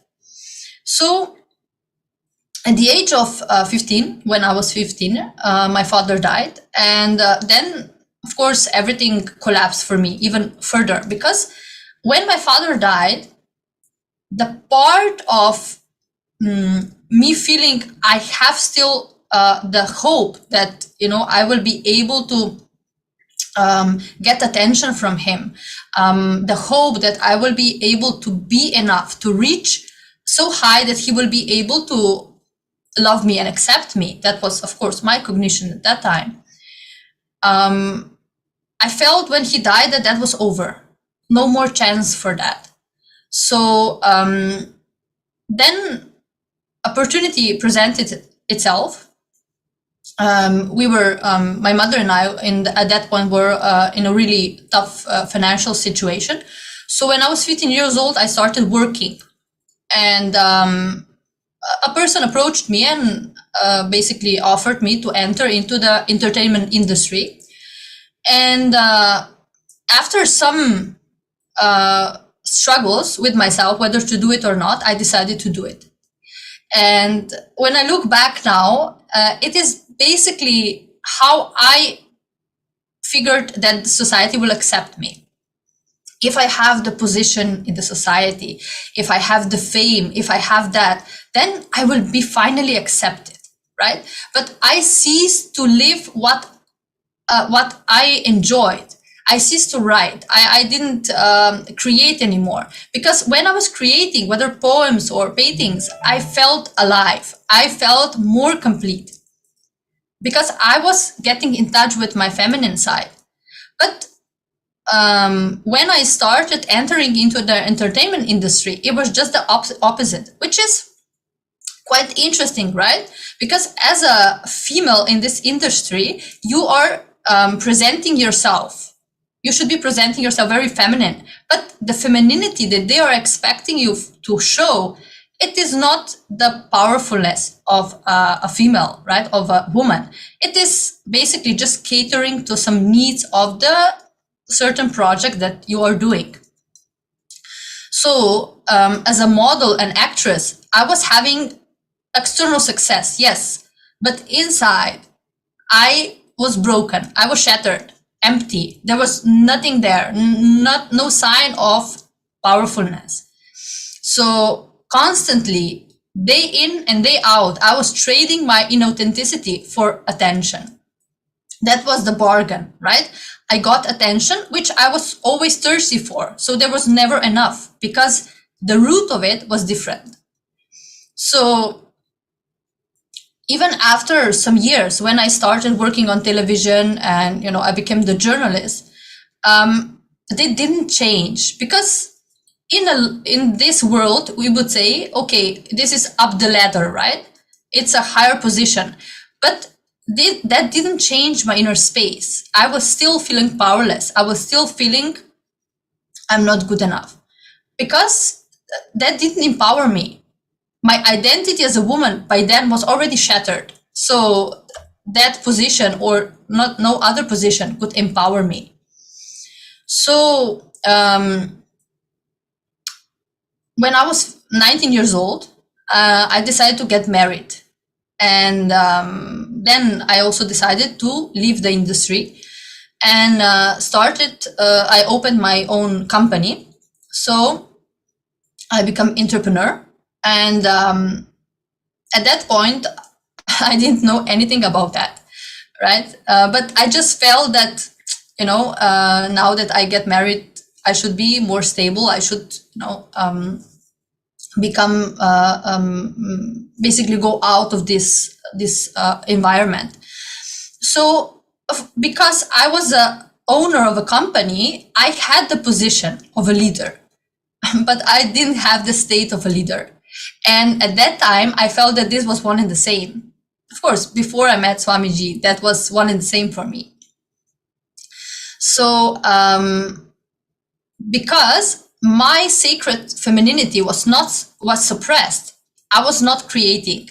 Even though I had the company, I was working, all of that, but that was not creation. It was not that real creation from the power within.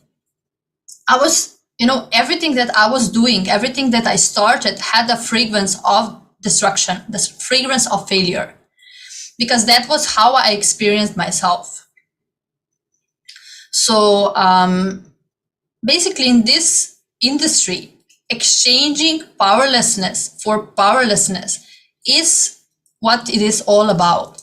Because the woman on one side exchanges her powerfulness for the attention that she craves, and the man in turn exchanges his powerfulness for the position that he craves. So both end up robbed and exploited in the process and start competing with one another for the power, right? Instead of uniting. So that inner space that I had led me to a marriage that was abusive, because through the whole span of life, it was never about having a quality relationship. It was about me getting the confirmation that I am loved, that I am protected. So because that I was so desperate to get that, I ignored the warning signs, everything, and I allowed myself to be beaten and abused every single day of my marriage. And I remember myself at that time saying, not only thinking, also saying out loud, that God has abandoned me, that God does not enter into that house, because I felt like I'm not deserving anymore of God. Even though as a little girl, I every day I prayed without any words, because but every day I prayed to God and said, please show yourself to me, please come to me. That was my prayer every night. But after I got married, I simply ceased to believe that. I believe that I'm not worthy of that anymore. So after 4 years of the marriage, I finally left my husband. And even though I have left, I have come back several times because of my insecurities. So I left, yes, but what I was inside, the powerlessness, the insecurity was still there. So I came back many times. Then I finally left and got divorced. Because while I was coming back, I didn't think I deserved better. I felt I was not entitled to a better life. So after some years, I had some very severe car accident where I miraculously survived. And after that, I simply felt that, God was with me at that time, because I should have died in that car, but I didn't. I survived. So I started thinking, okay, so maybe, just maybe, God is still here for me. So he didn't abandon me. So I started seeking. I started feeling I have to get back to what I was. I have to somehow rejuvenate this whole thing that happened in between. So in order to heal, it was a long process. And in order to heal, I started writing a book. I didn't even think of it as a book at that time. It was just, notes, basically. It helped me because that was what I was doing my whole life. Writing, that was my big love. So that was my way of healing and of expressing. And then when I started interacting with in groups, when I was visiting these groups for abused women and all of that, I started understanding that what I have to say matters. So my story, my experience matters because not all the women will abandon that marriage. Not all the women will get rid of it, right? Maybe they will remain in the marriage because of the kids or whatever it is, right? I didn't have kids. So for me, it might be easier, right? Or not, whatever. But women, a lot of the time, stay in the marriage, whether it is for children or for some other reason. And I understood from, the women that I was speaking with that I should, if I have that courage, I should speak openly about my experience. Because the notes that I made was very raw. That was a very raw expression. I didn't alter it at all. I shared everything. All the dirty details, I would say, of, from how I was bleeding, how everything was there. So I decided at that time, when I was listening to these women, I said, okay, so if I don't do it, if I don't say, then who will do it? Because in Slovenia, there was no manual, or there was no experience, direct experience of a woman who survived something like this. So I decided for me to go ahead with it. I decided to expose myself, and because of my exposure in media before, naturally that means also that I will be exposed media-wise. So I accepted that also, but I felt that was more important than anything else. So the book came out and became the manual for the abused women, and I was basically very honored that I was able to contribute something to the lives of any woman who goes through the same thing. So in this process of healing and raising myself, I might have been trying different spiritual techniques to empower me, but inside, even when I was writing this book, I was still a shattered little child who deeply believed that failure is what is destined for. So when I look back now at the book, right, when I'm reading now my book back, I see that was still the space. Now, from this space now, of course, I will write it differently. I would have taken the responsibility, even in the writing, for what I have decided to experience at that point. So it was, yes, ma, sorry. Sorry. Ma'am Prema, I just wanted to make a note here. See, typically, somebody who has gone through such hardship right from young age, and then taking up a bold profession like modeling, out of the incompletion that, I need to really empower my masculine side, and then going through this very tough married life, and then saying that, okay, let me discover myself, and putting that story out so that brings the awareness. This is probably one of the typical scenarios of how a modern feminist or feminine activist, women activists would approach the situation. But what is the important aspect that you're bringing here today is, though you are doing all these things, though the things that you are doing is right, but it is all coming from the broken space where you still don't believe in yourself, but you have to put up with space, to keep you going as a mechanism, as a defense mechanism. But it is really Swamiji's teachings and all the initiations that is actually repairing the true being. When the whole repair mechanism is happening from inside, from within, then you really discover yourself, right? The real alchemy, the process of realizing the divine within, the real alchemy happens in a much more powerful way, which is what today's women require, isn't it? Yes, Ma.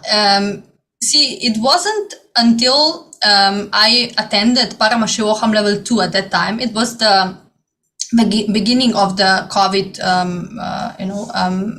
epidemic, that for the first time I realized, or I encountered myself with real feminism. That was the first time I even realized what it was. Right? Because when you speak about feminism here and there, it's completely different, right? And I was simply mesmerized by how with each word Swamiji was cherishing the Divine Mother. And I was reminded at that point of my true identity. I realized how much I have lost in all of this time. So the more I started living in the ecosystem of Kailasa, of course, all the initiations, satsangs, of course, the yoga, everything. The more I started living in ecosystem, the more I felt empowered. The restlessness that I felt inside just disappeared because I did not have to search my power outside anymore. It was just sitting in my inner space, right? Waiting for me to be awakened. So, that was one breakthrough, and I still remember, the moments in this program where simply everything shattered. And I remember when I applied for the program, even before that, I was already connected with Swamiji, but I was just listening to satsangs, right? And Kalpataru program I did. But I remember still, I just woke up and I still remember the email that I got, and there it was in bolden letters, Swamiji's quote: "Once the program ends, you will not be there anymore. Only Paramashiva will be there." And I remember myself saying, that is what I want. I don't want to be what I am now. That is not what I want. That I don't feel connected to that. This is what I want. And Swamiji delivered that 100%, 1000%, more than that. So later on, when I became I became involved with, started volunteering for Kailasa, and later on, I got the blessing to become the coordinator for my country. That was the point where all the insecurities came out also, because the space of a leader was different from the position. That was the click that I still didn't got at that time. But through all the churning that Swamiji was doing, pulling everything out, but in the same time, so beautifully, exchanging the all that it was churning out with the leadership space. So I started at that point when I worked, when I worked and volunteered, and I started doing his work. I started to realize the value of one woman empowering the other instead of competing with one another, right? Because that is the world that I was coming from, competing with each other. So the ecosystem of Kailasa made me fall completely in love with my own femininity and rediscover it, because I didn't realize what it was before. And of course, heal from all the times where I allowed myself to be exploited. So before, I can say that I was chasing confirmation from outside through position, fame, right? Relationships. But no matter what heights I reached as a career woman, I was not able to be satisfied, because my broken self was, still there intact. There was never satisfying enough. And even though I experienced all the extremes in life, whether it was, when my father died, me and my mother, went through the extreme poverty of being without electricity, water, all of that, and going to the heights of being a sales director of a big company and, having a luxurious life, tasting it. But all of these heights today, when I look back, neither of that impresses me now.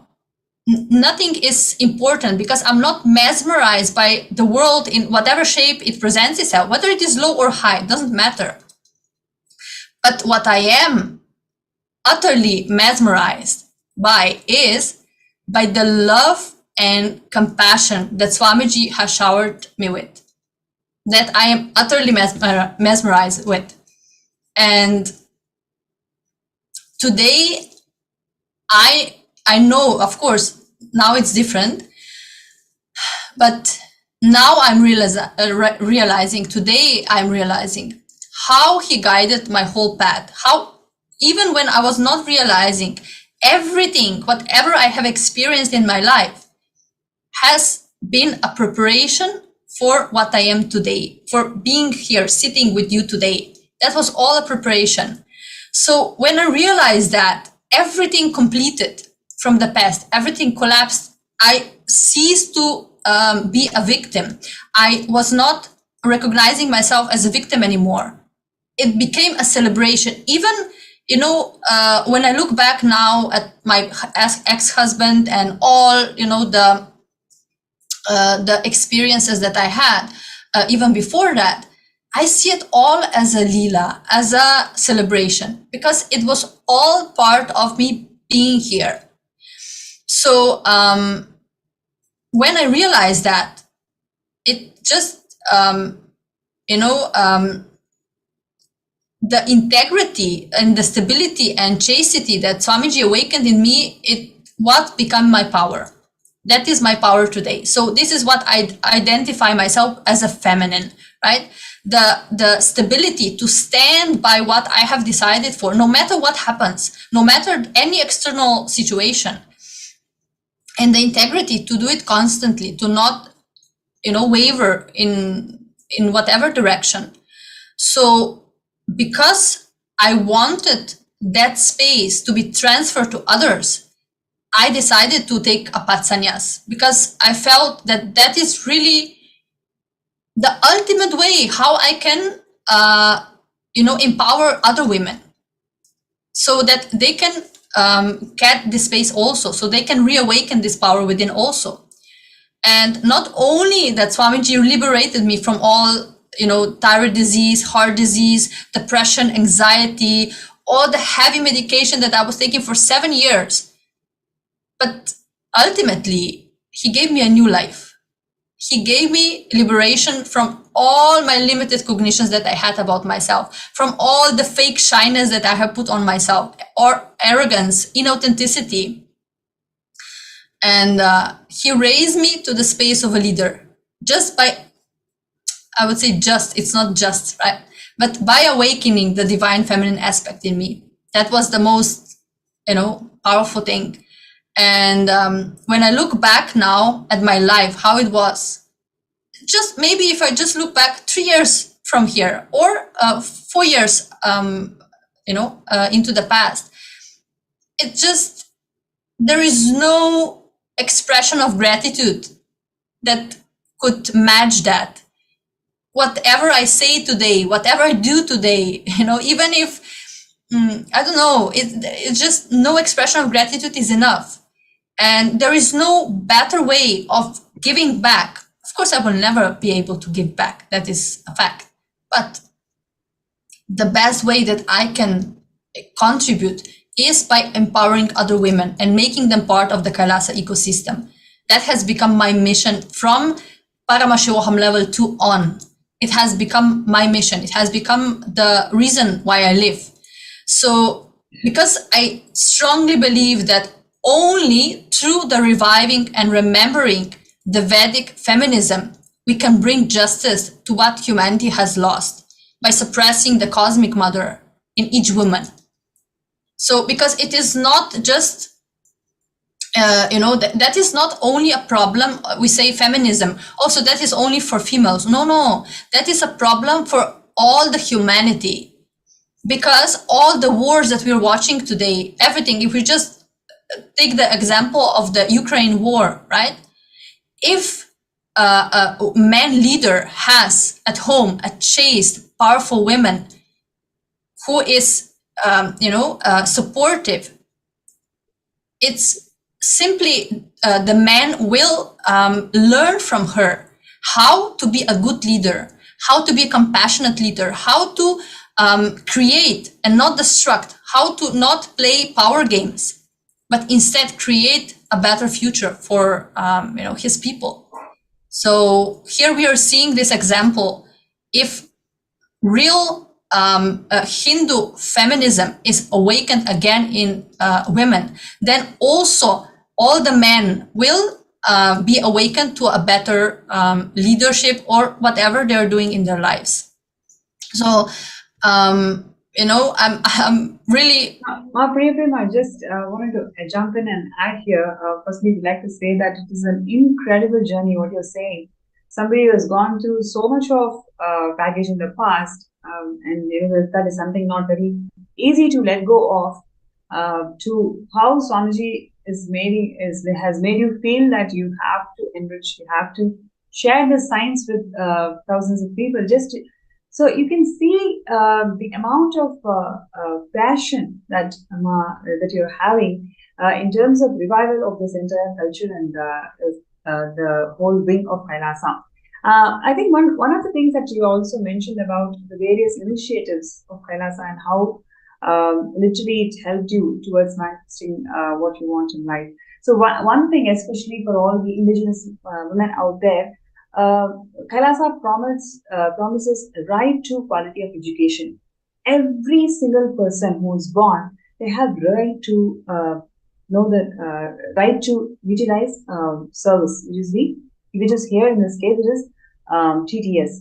So really, if you look into all the things that we have been discussing in a personal level, it's more of for each of the tasks, it just goes into a worm. Like there's no way how we can come out of it.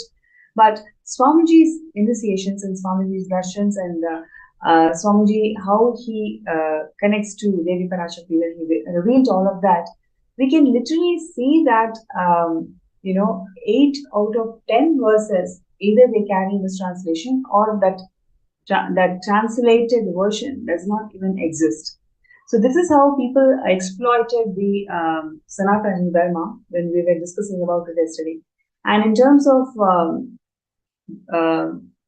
giving voice for this initiative of breaking violence against women in all the forms. In every single form, that there is this huge pain, and Swamiji's grace and blessings. We need to think about how do we come out of the situation and really live the way he wants.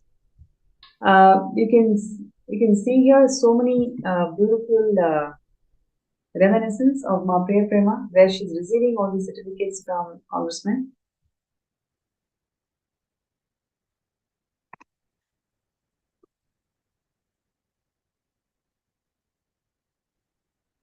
Ma Priya Prema, am I audible? Yes, ma. Yeah. So I was just checking with you, like how do you feel this whole movement of Kailasa is instrumental in your transformation at an individual level, and also you want to extend this for all the positive intentions also. Yes. So I would say that there is no leader in this world who is empowering women as Swamiji is doing. There was never that kind of a leader, and it is not. Really, it is just something incredible that every single time I hear when Swamiji is speaking about feminism, about women, it's just something that is very, very emotional. It touches my inner space very much. And the inner power that I got by being a part of Kailasa ecosystem, it can never be taken away by any external or internal force. And my decision to stand by Bhagwan in this revival cannot be shaken by any of my human attributes. So I would say that here the most important thing, the crucial time is now, right? To our role in society is very crucial in this time. And how his love and patience nurtured my inner space in such a way that I'm now able to represent Kailasa, like you said, right, in front of the, president and ministers and mayors. That was never possible for me before. How I cognize it, that would never be possible before, because I would be shattered just at the thinking of it, right? But I know very well that it is not I am doing that. It is who is manifesting through me. So it is his extreme compassion making sure to raise me up to my highest possibility that I never dreamed of before. So to any woman out there, if you feel you're not heard, you're not respected, if you feel you're not free to express yourself fully, then please join Kailasa. Become the founding mother of Kailasa. That will not be only a blessing for yourself. It will be a blessing for many generations to come. So that is my humble request to all of you. Just give yourself this blessing.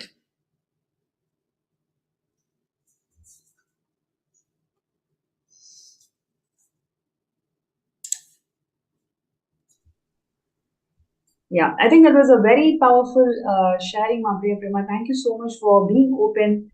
I'm able to feel the intention behind this whole thing. Is all about there are so many men and women out there. Every time they hear the story, they hear the story of coming back. They heard the story of yes, you can do it. That's exactly when Swamiji graces you and gives you that intelligence to come out of it. So we all need to move small toys, and Swamiji is going to move planets for all of us. Just really allowing this Mahavakya, this entire thing into all the times, like food or truck delivery, whatever it is. Whenever we send people as our representatives, it really ensuring that they have the kumkum, they have the earrings, they want to put the no strings. So there are several things that's been blessed by Swamiji over the years. So let's take this now at the moment and start pinning down all the different Akashic wickets. And one thing which I also wanted to share with all of you is the immense contribution of Swamiji in terms of evolving the rural development of women.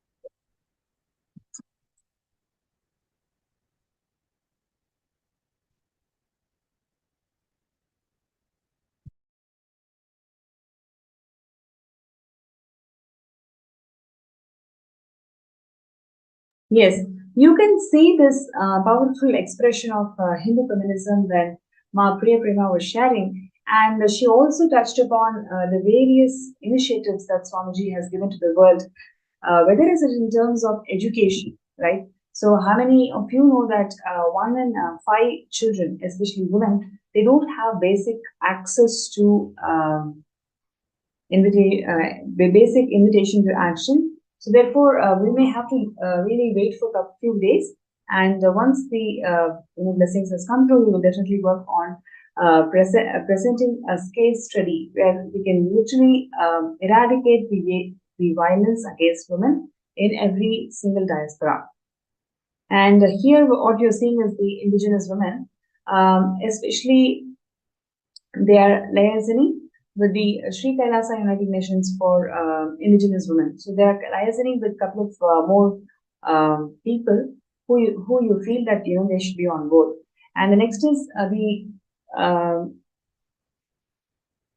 Aboriginal and traditional agriculture of Hindus hails from India itself. That is why it's like extremely fertile and extremely active. Everything that is needed, it's already there. We just need to take it forward. So that's amazing.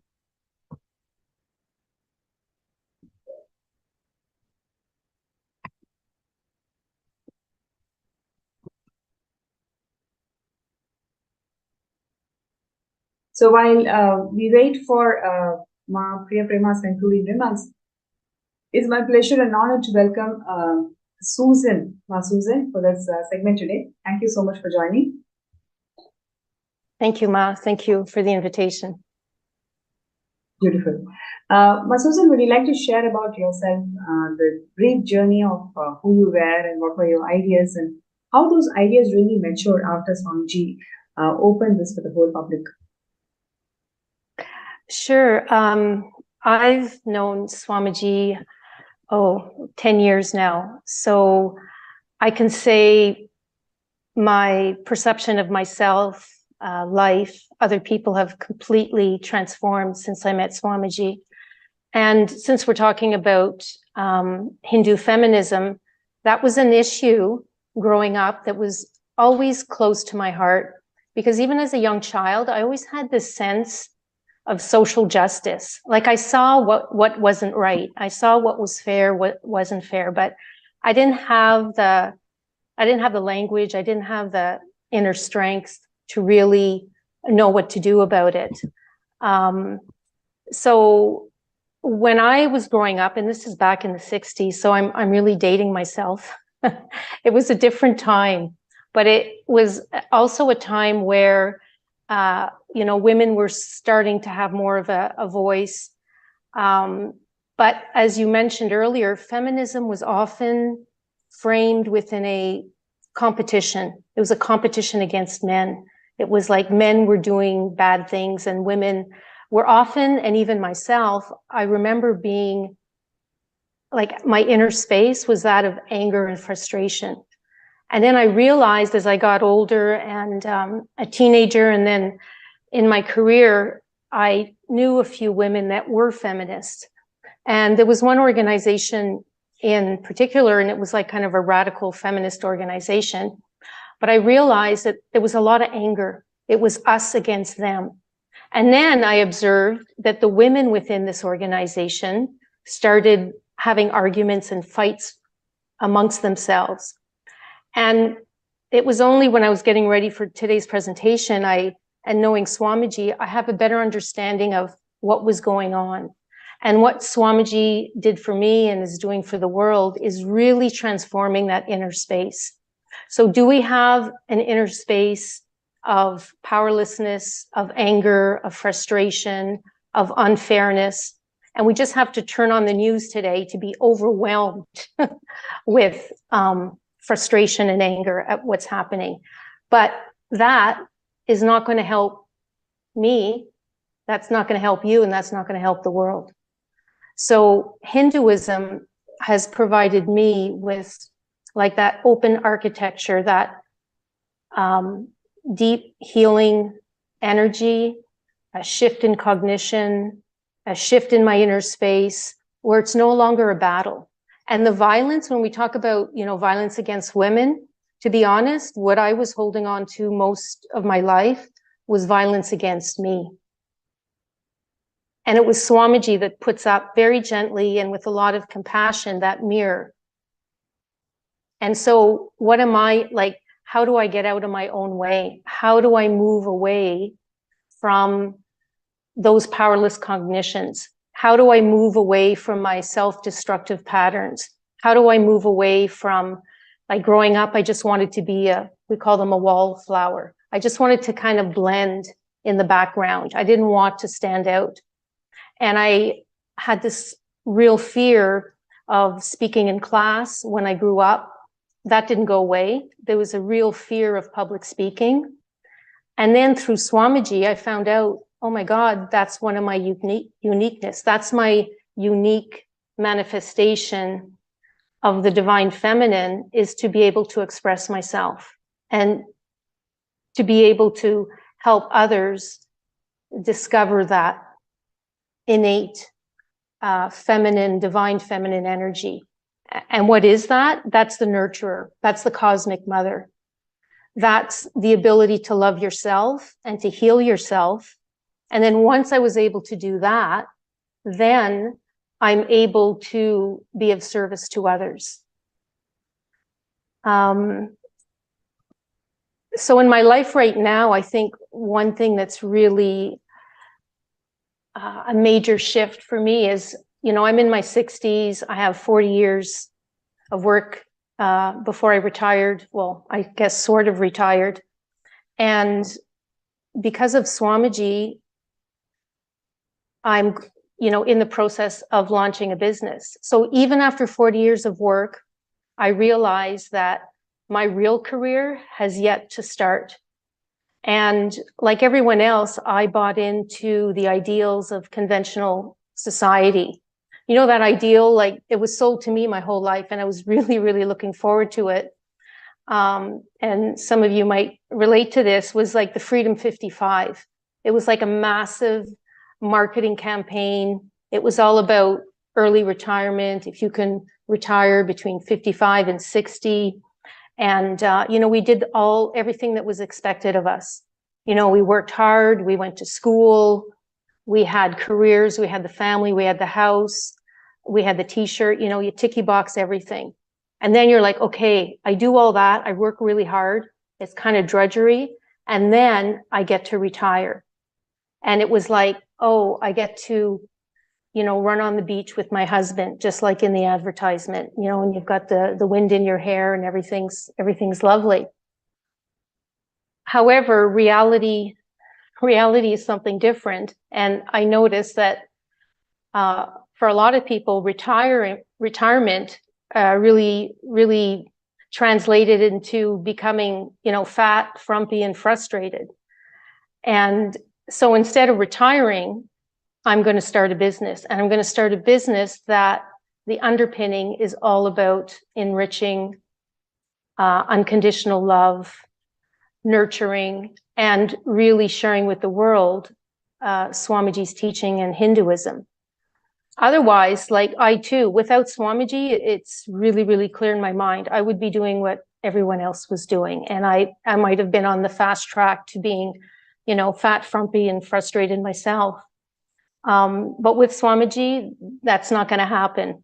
And that's not, like, retirement is not for Hindus. And Swamiji is very clear about that. He says, you know, if you retire or you're just waiting to die, you know, you're just putting in time. However, if you are open to enriching and internalizing that divine feminine energy, whatever you want is waiting for you, regardless of your age, whether you want to start a business at 20 or 40 or 60 or 70. And so what does that give you within the context that I'm living and within the inner space that Swamiji has provided is freedom. That's really freedom, is to be able to manifest what I want. And what do I want? I want to have high energy. I want to feel fulfilled. And I realized rather quickly with Swamiji that fulfillment for me is enriching others, is being of service to others. And so at one point in my career, and that kind of coincided when I met Swamiji, is I completely shifted my career. I had a very corporate job, and I was, you know, applying for all these jobs, getting promotions. And I was working in areas that, you know, were less and less interesting. So I went back to school, and I decided to go in more of a, you know, supporting people in mediation and coaching and ombudsman services. So when I went, after I came back from Swamiji's programs, I just had this strong cognition that my purpose in life is to help others. So step by step, even though many people told me you can't get there from there. Oh, you can't, get this job without 5 years experience. I ignored all that. I just kept taking one step at a time, and I ended up in my ideal job. And then there were other positions that were opening up, and a lot of my colleagues were getting higher and higher positions up the corporate ladder. And with Swamiji's guidance, I decided that's not for me. I don't mind managing, but I also want to maintain and keep seeing clients. And I also want to build a team where I can support them and give them all the training and support they need to be the best practitioners. I would have never had that cognition. I would have just retired like everyone else, and also managed my stress like everyone else. And what do I mean by that is, living in North America, you work your week and you're kind of like a weekend warrior. You can't wait for that Thursday night, Friday night, and the weekend. It's like you live for the weekend. And what do you do to unwind? Well, you might have a few beers, you might have a glass of wine.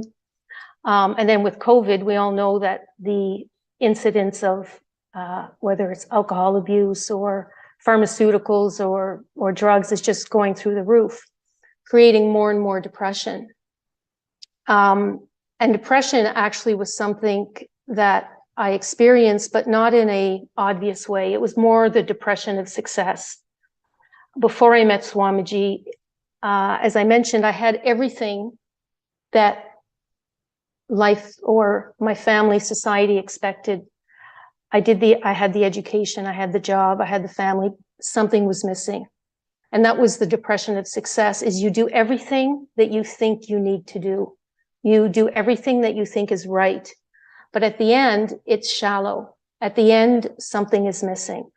And for me, what was missing is really discovering who I really was and dropping everything that didn't serve me. So there was a lot of anger, a lot of frustration, a lot of fear.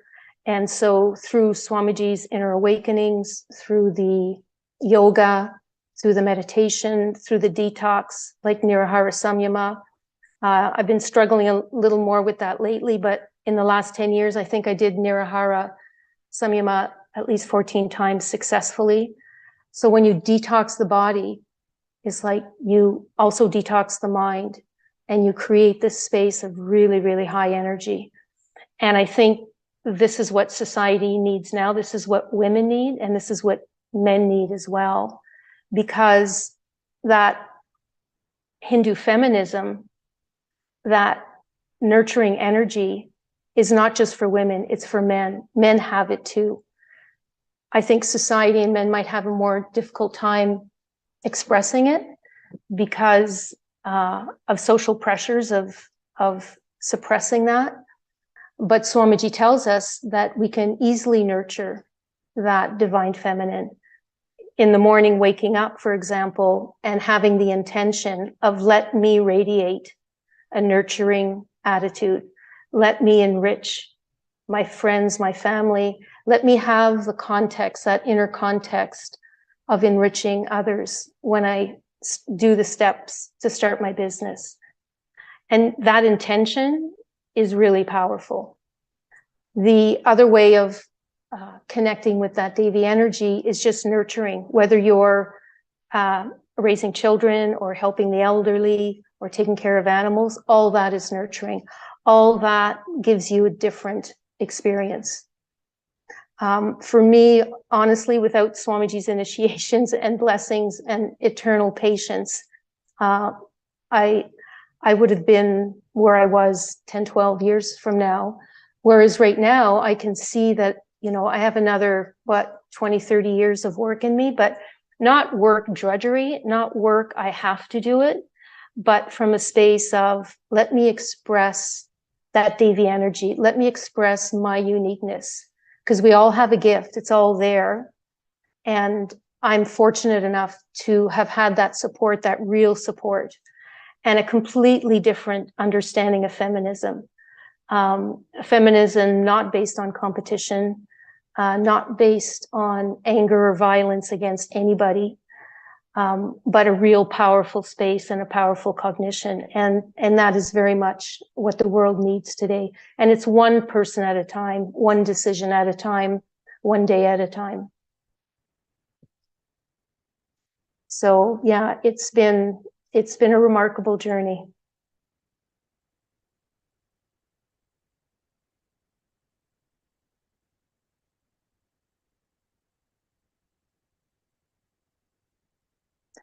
I can also add that through Swamiji, I talked about, changing my career. I also quite easily was able to change my lifestyle. And that is very much part of Hinduism. And stopping the violence, because violence is not, we think of it, someone hitting you, but it's the psychological, it's the words that you tell yourself and others. And it's also the food that you eat. So I became vegan. And I dropped, it's been a long, long time since I've had anything to drink. There's no recreational drugs. It's a completely different way of eating and being. And I never missed the old way. I never missed, people going out and going to the pub. And it took a while because people were always saying, oh, you're not drinking. And it actually would upset some people that I wasn't partaking. But for me, I've never looked back. And talking about having, a beautiful inner space and energy, taking away all these toxins was really, really important for me. And it's nothing I miss at all.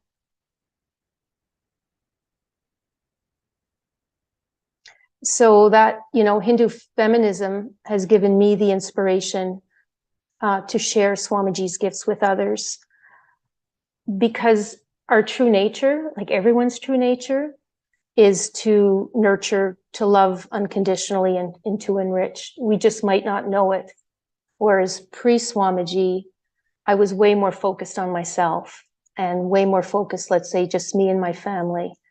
And now I truly, truly do care about others. I care about strangers. I care about humanity in general, because we do all have something to share and something powerful. And, I mentioned earlier kind of, moving up the corporate ladder and the rat race. And one thing Swamiji said once, and it always made me laugh. He said, you can win the rat race, but at the end of the race, you're still a rat.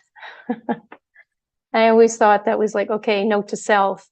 And that's kind of behind door number one. Like, we can just keep doing what society is dishing out, or we can stop and reflect and say, I want something else.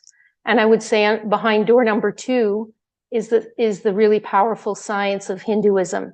Behind door number two is you have the ability to open that door to your true nature. And that true nature is the divine feminine energy that nurtures you, that loves you, that heals you.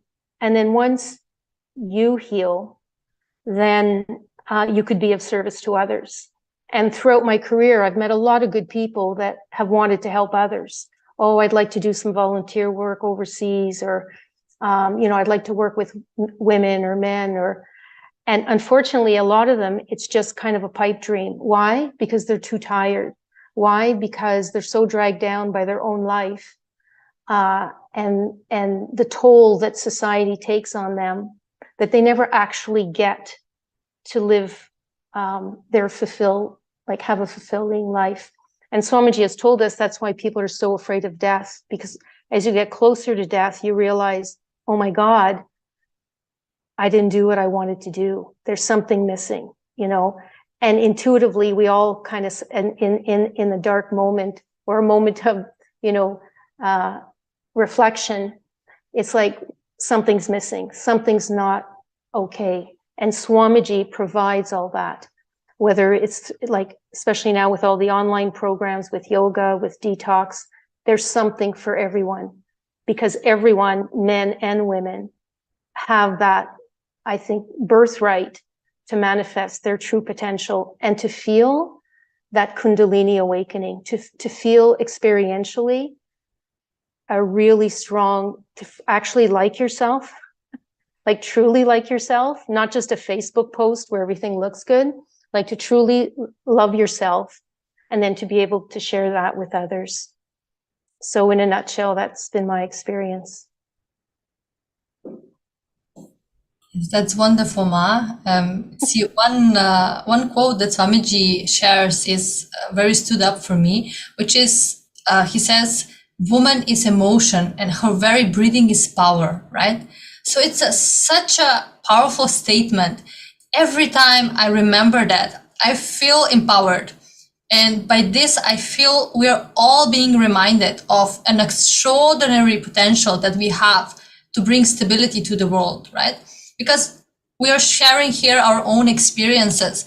But in reality, every single woman has an experience like that, for sure. And if each one of us stands for Hinduism, stands for the revival of this science, because it's a science, right? Everything that that Swamiji gives, whether it is puja, whether it is yoga, panchakriya, whatever it is, everything is a science.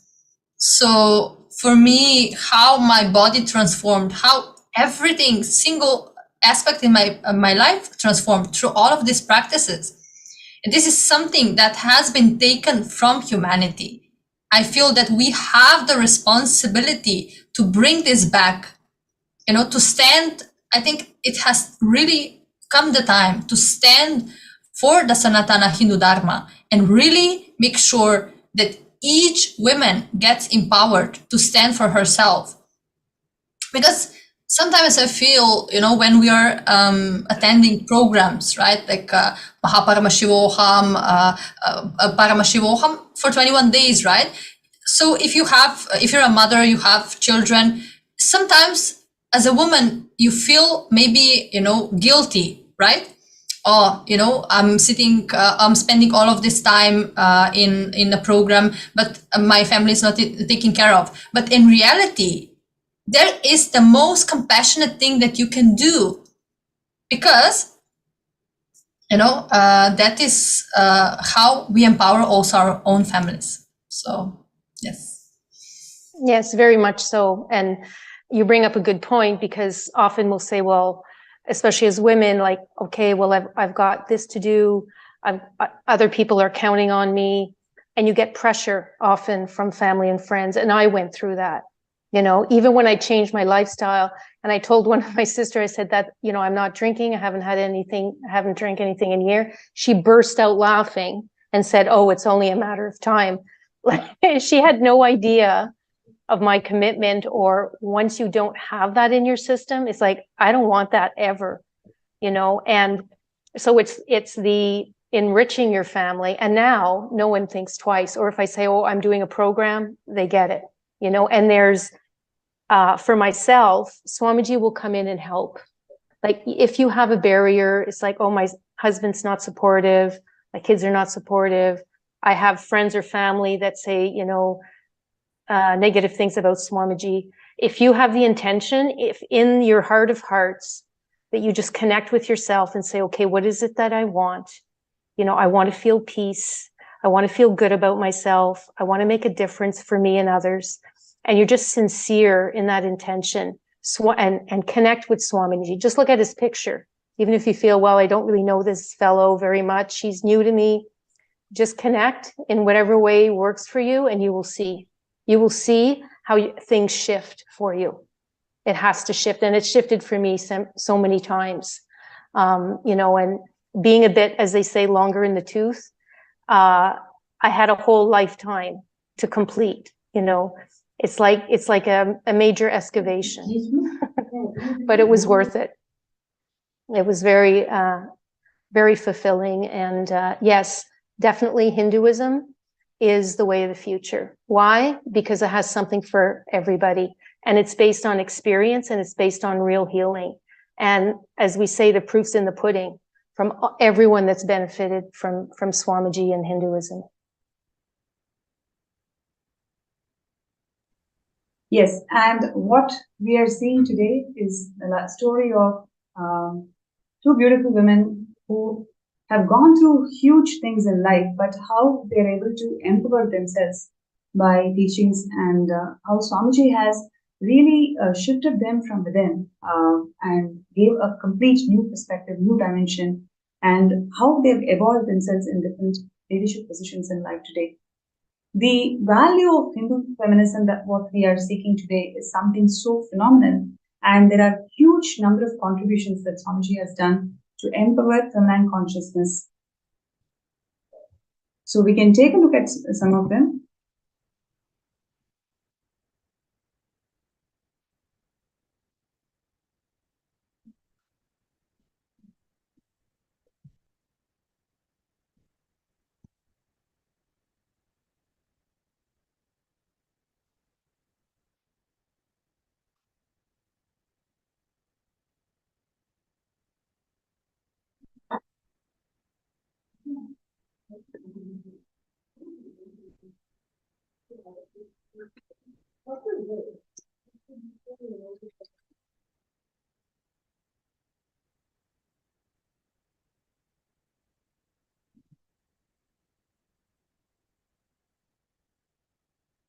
Yes, so there were several women empower camps that were conducted by Swamiji over the years, and especially to empower all the rural women in India.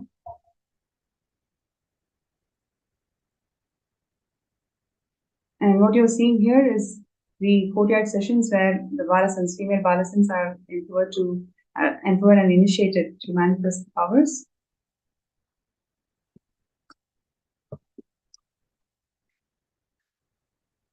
Empowering women in the field of arts, where whether it is dance or music or every other form of arts, how Swamiji has empowered the feminine consciousness to express themselves fully.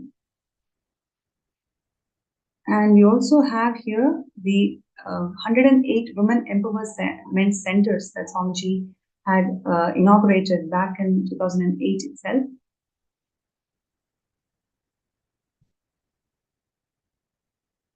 Yes, what you're seeing here are the pictures from 2009 Women Empowerment Centers. And these are all the various programs that Swamiji conducted, and where the rural women, especially, they were benefited by this cause.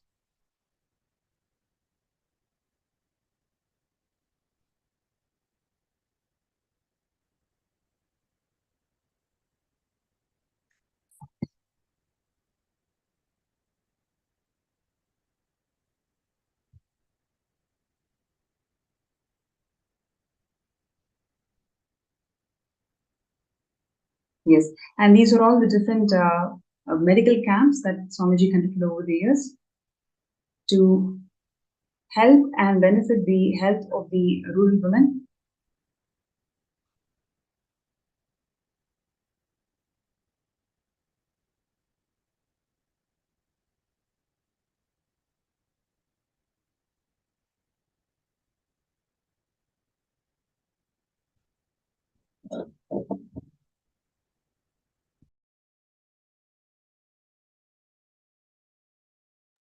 Once again, these are all the various programs that Swamiji has conducted over the years to empower women to their full potential, whether it is in terms of spiritual counseling or helping them in their livelihood, advancing arts, especially the Hindu art forms.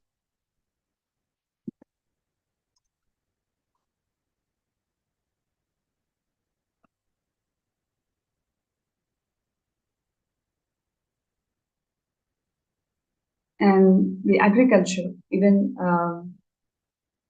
the sovereign order of KAILASA, Swamiji had inspired all of them to even learn agriculture.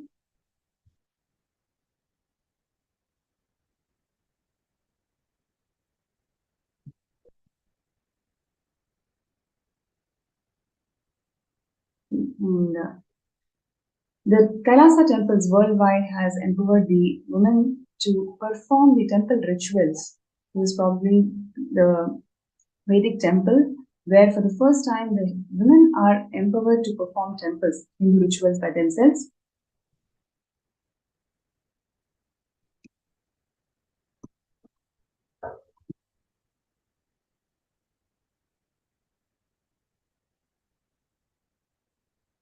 And what you're seeing here is the arts, Hindu arts, where Swamiji has empowered the women to perform the Uttamottama Seva to one and all.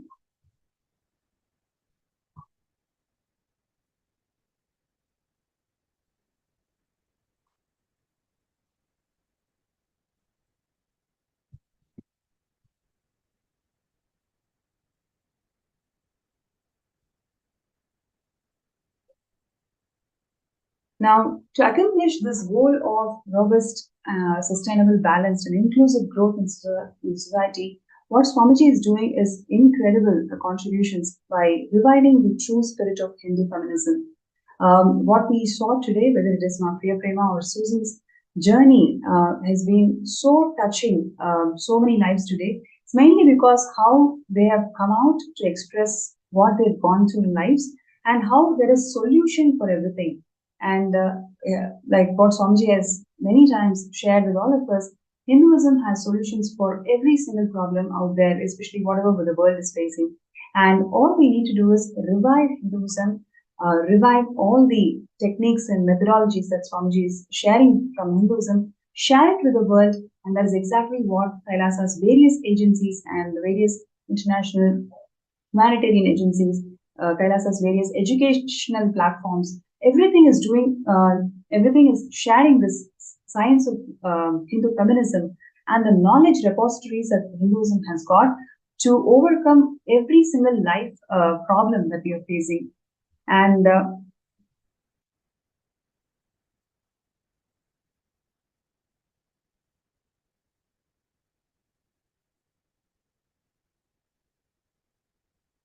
I'm just looking through the comments in various platforms.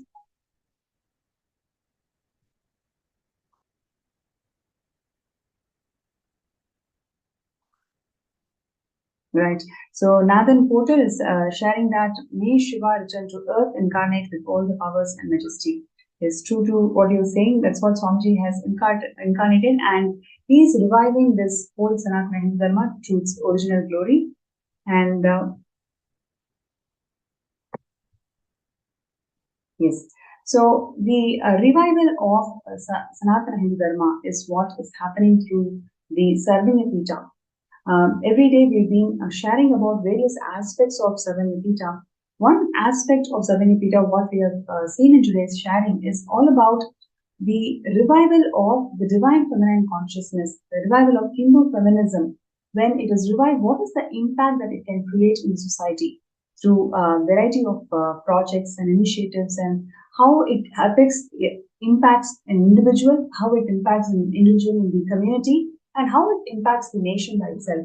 So the revival of Yogini Sarvanyapita that Swamiji has done over the years is all about making this process of power manifestation in a most powerful way, where women can express the extraordinary powers of Paramashiva, and at the same time they are able to express themselves in all the various dimensions which they have not explored before. So this level of in-depth revival and empowerment of feminine consciousness has never happened before, and that is exactly what Swamiji is doing. And every single wing, every single aspect of Sarvanyapita is all there to address these issues, address the global issues, and finding the right Hindu solutions. So I request everybody out there to take some time to file your intentions. You can file your intentions, post your intentions in sksjp.org/contribute. And would like to really thank Ma Priya Prema and Ma Susan Davidson from the bottom of my heart to grace the show with such powerful sharings. I'm sure there are so many people out there who are truly benefited by what you shared today. Thank you so much, Ma, for inviting. Thank you. So, Thank you. now back to the Sarvanyapita. Avatar has descended to this planet Earth to revive the Sanatana Hindu Dharma to its original glory. Every day we've been seeing different aspects, different problems that the current world is facing, and how Swamiji has solved these problems, or in fact made these problems redundant, gave a complete new perspective to the problem that we are facing today by again and again presenting the right solutions, user-friendly solutions from Hinduism. This revival of Hinduism and presenting the right user-friendly solutions from Hinduism to the world is what one of the most important aspects of Sarvanyapita. If you feel that yes, this is something which is so important to the world, especially when 1 in 3 women are experiencing the gender violence today, what is the way out? What is the way how we can empower ourselves and to find a society which is all inclusive, which is all inclusive and cooperative, and where the gender justice and gender equality is the norm of the society? Kailasa is the solution. Kailasa is really the solution where you can experience the true Hindu feminism, where it is not about competing with women, it is about expressing the uniqueness of who you are and what you do. So, would like to request all the viewers out there to take a few minutes and file your intentions. You can post your intentions in sksjp.org/contribute.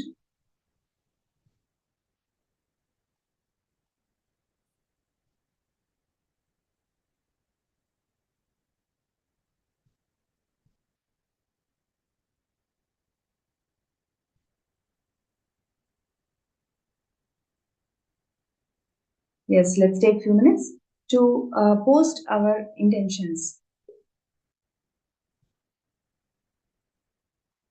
To post our intentions in sksjp.org/contribute.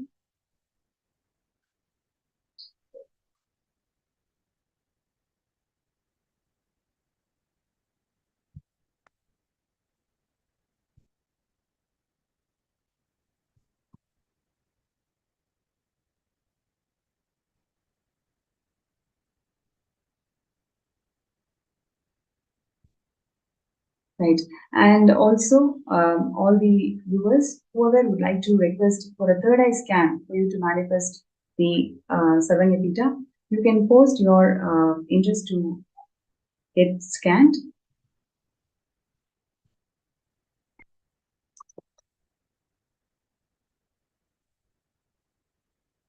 So everybody who's interested to get your third eye scanned, to move the obstacles, whatever is the obstacle, to manifest Sarvanyapita, you can post that and we will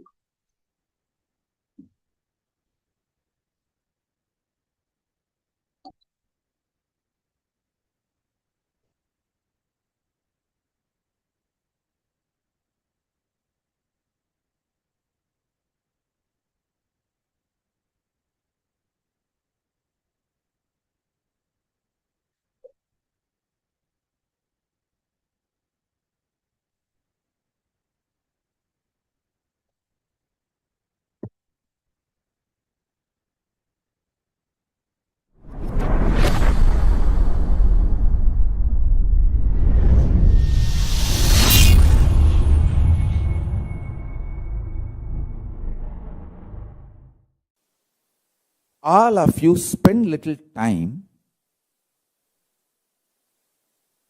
study what is your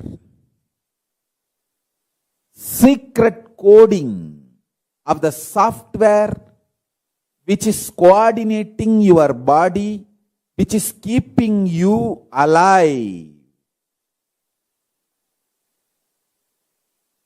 Understand? I want all of you to know, you can scan your body consciously and scan others' body consciously. It is simply possible. Just little unclutching you need. Practice little unclutching. That's all. That is all. That is all you need. This Pachapatni Vratam, I am planning. We will be having it for 28 days. That will help you intensely to discover the secret software coding with which you are functioning. You operate. You keep your organism alive. If you know that secret code, you can remove all the viruses and all the diseases, disorders. Live forever as long as you want. Understand?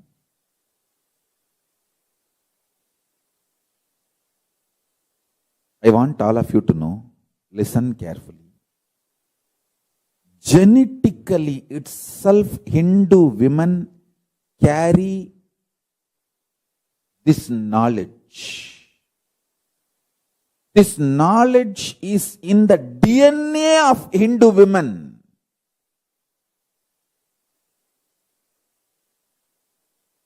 Hindu women are the best to make a stable family.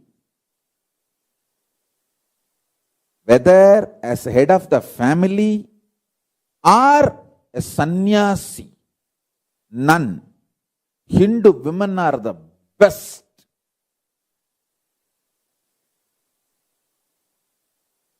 In the whole world. Go to the statistics. I am not making blah blah statements. Go to the statistics.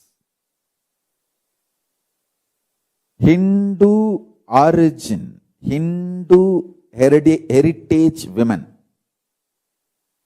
See the diverse rate. Compare it with the women from other civilization. Hindu women are the most stable family heads. Whether in business, running a family, professional success, even as nuns. The terrorists who are trying to destroy Hinduism, they steal Hindu women because they know Hindu women make best family. They make the best family head. It's not something recently.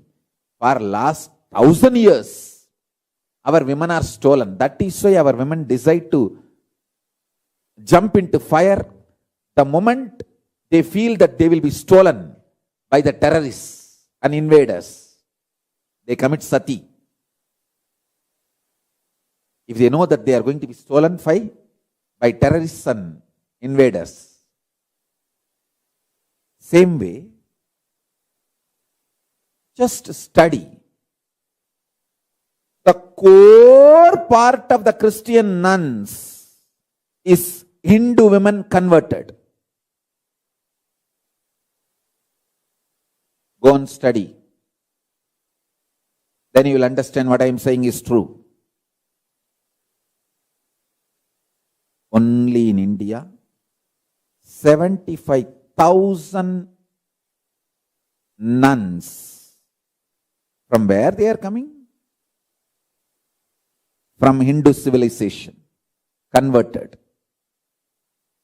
They form the core, backbone of Christian conversion mechanism. The missionary mechanism. Whether as a grihastha or as professional or as nun, Hindu women are the best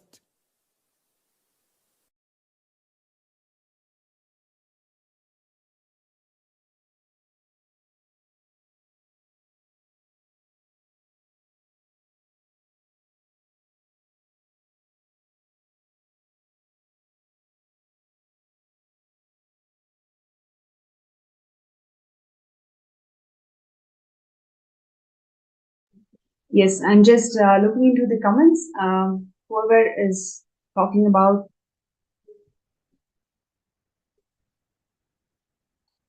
the Hindu feminism segment, thank you so much for the guest speakers who came and shared their valuable life journey.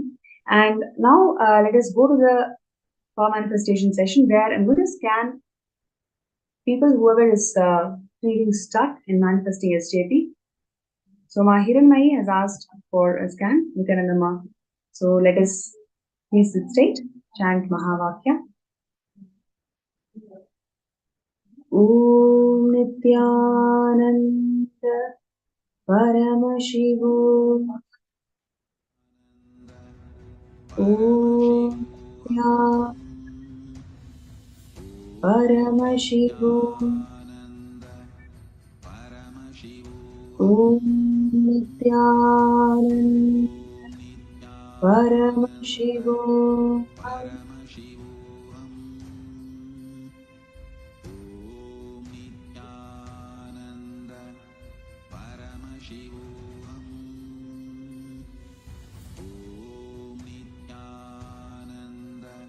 Hiranmayi, one thing what Swamiji is showing is pick up 3 things in your life which you have deliberately given up, deliberately decided that this is not for you, it's very difficult and I don't think I can succeed. So pick up 3 things in your life which you have deliberately given up, and today take a sankalpa that you are not going to give up, you will actually take one step towards it. The moment you start taking one step towards it, you will see whatever is right now stuck towards your manifestation for SJP, you will simply move on. Swamiji's grace and blessings, it will simply happen.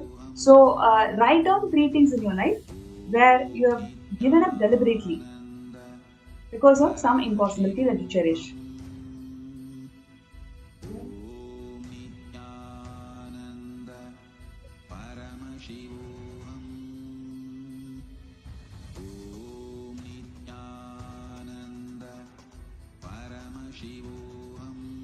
So I request anybody else, whoever is requesting for a third eye scan, you can post that in the MPSN group or in the YouTube live chat.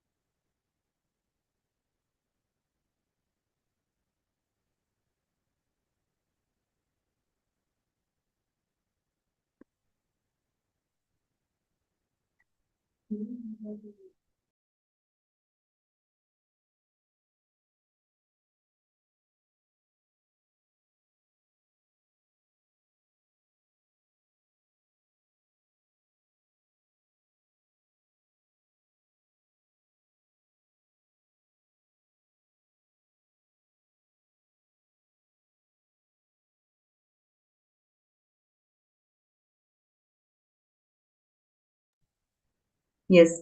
So with this, we come to the end of this session, and we will get ready for the Darshan, the Bhava Samadhi Darshan of the Supreme Pontiff of Hinduism, Bhagavan Nithyananda Paramashivam, manifesting as the Samhara Murthis.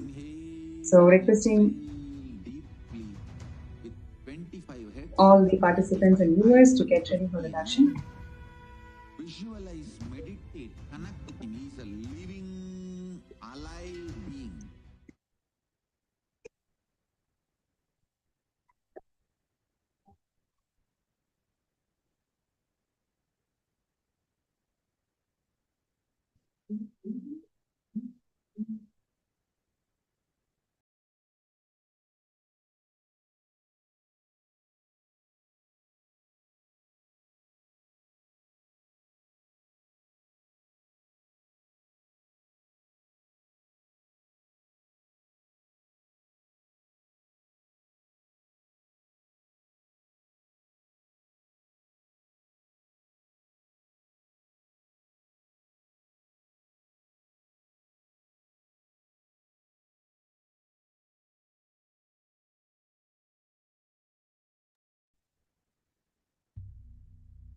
Nityanandam.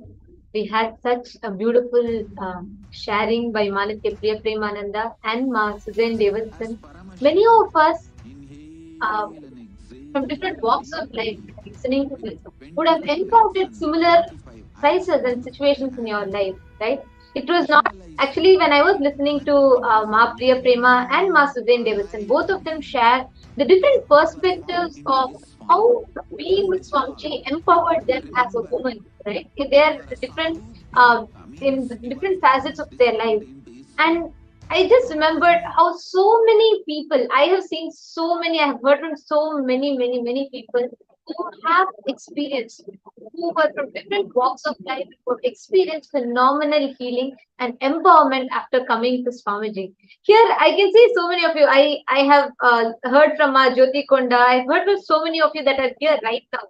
So, I request each of you to share. How many of you sitting here, when you listen to this, when you listen to the sharing from Ma Priya Prema and from Ma Suzanne Davidson, how many of you felt, oh my God, yes, after I met Swamiji, I never would have ever cognized myself like this if not for Swamiji. I would have never understood what feminism or what empowerment is all about if not for Swamiji. It's not, this question is not just limited to women, it's also for men, everyone that I hear, everyone that I hear. So I request all of you to share with us, how have you felt empowered after you met Swamiji? What did you feel as, the strength or the empowerment that happened in your inner space after you met Swamiji?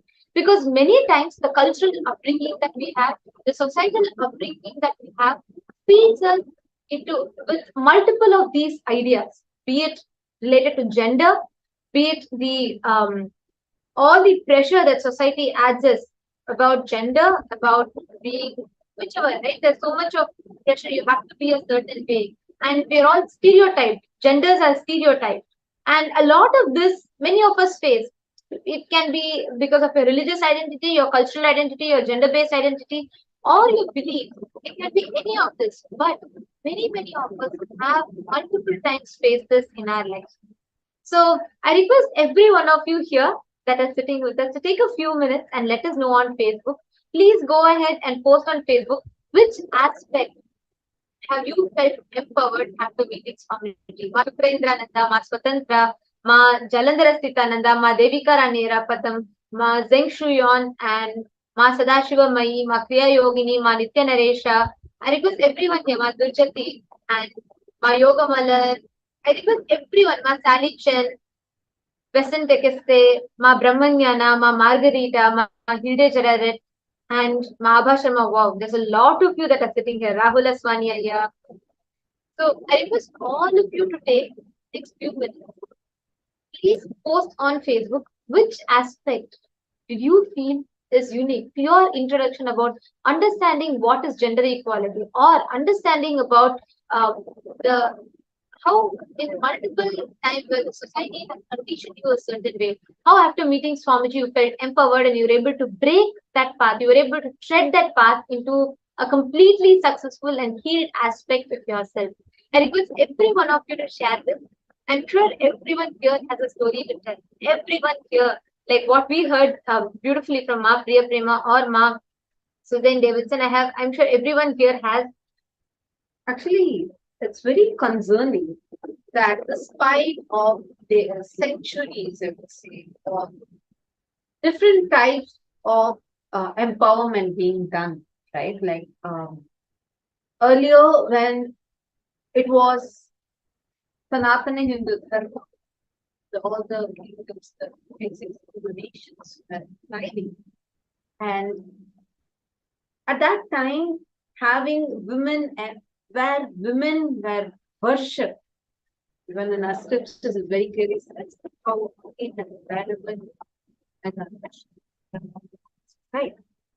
So at that time, the way how women were, how women were respected was completely different to now. How, despite all progress in recent years, women still face many barriers to empowerment. These can include discrimination, lack of access to education, healthcare, cultural norms that limit women's growth and opportunities. And if you actually go into the root of this whole thing, it starts from the fundamental cognitions that we carry about ourselves, that we carry about women, the cognitions that we carry, how we hold ourselves, how we hold others, and what society teaches us to believe. The mentality needs to be completely transformed. Very beautifully, Swamiji has explained, saying how it is not about equal opportunity alone. It's not about, okay, say that, okay, I'm being a woman, that this. That alone is not the thing of a real empowerment. It is about you discovering your ultimate power, awakening that divine feminine consciousness in you, and from within being empowered. And you have the ability to progress in your life, take decisions in your life, have the ability to handle, digest things in your life, and build yourself strong, powerful. Actually, that's very beautiful. Shastra Pramana from Manusmriti, where the verse beautifully says, Yatra Narya Supujyante Ramantre Tatra Devataha, Yatrastu Na Pujyante Sarvas Tatra Phala Kriyaha. It says, where women are honored, divinity blossoms there. Wherever women are dishonored, all action, no matter what, how noble it may be, remains unfruitful. It is not just about women, or it's not just about the what we understand as women empowerment. It's about the whole gender barrier being completely broken, and how it completely changes the very ecosystem around us is entirely different. And it is only with Swamiji here we get that extremely beautiful space around us. Actually, if you see, right, the kind of trauma and the emotional abuse that women go through, actually not just women, anyone in this gender discrimination, people that are this gender discrimination go through, whether the kind of trauma or the abuse, physical and mental health issues that arise as a result of these abuse. The survivors of these victims that have survivors of these kind of abuses are not like they try to only come out of it, they try to cope up with it. There are many rehabilitation centers that are there that help. But what Swamiji is doing is something phenomenal, because Swamiji is addressing the very root of the issue and changing the very perspective. Today in Kailasa, 80% of leaders are women. In Kailasa, all of us know, we've been, like many of us here, I would say most of us here have been with Swamiji for more than 5 years, 6 years minimum, right? And all of us have seen how Swamiji, the kind of cognitions, be it starting from worshipping Devi Para Shakti, the ultimate divine cosmic mother, bringing in mother worship, or the stance Swamiji has about the 11 genders and the empowerment Swamiji gives about gender equality, and 80% of leaders in Kailasa are women. This kind of initiatives that Swamiji has taken. Ma Pranapriya also showed us a lot of pictures which showed the different other initiatives helping rural women, helping the indigenous tribal women, and giving them economic support, emotional support, spiritual support, so that they can build their lives and come out of all the social norms that have been instilled on them, which is restricting, which is stopping this, making them be bound within themselves. Despite of all of it, there are so many women that are able to come out of all of these, breaking barriers, and are able to really so beautifully. Manitya Premananda was sharing how, despite of whatever she had gone through, how it was Swamiji who healed her from all of that and showed her the possibility of a life where there need not be any abuse. Swamiji gives us the most powerful cognition that you can never be violated. Today, if you become part of the Maha KAILASA, you will see how just by you becoming a part of it, you are saving many, many, many women's lives. They had one, I think, testimony how one was from a totally different perspective of how even after retirement, she felt she still has a possibility in her life because of the fundamental cognition as a human being is a seed and is a possibility. And we also heard from Priya how she shared what people think society thinks being a model, being a star celebrity, is that bling life is the most successful life. But she shared what actually happened to her, what are the different things she faced, and how it was because of how she is feeling empowered from within.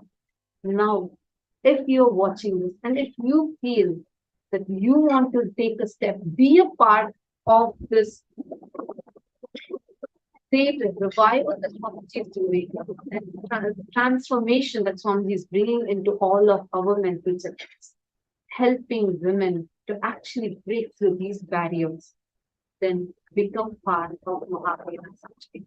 Your support, your step to become a part of this will make you be a part of this most auspicious initiative of empowering women.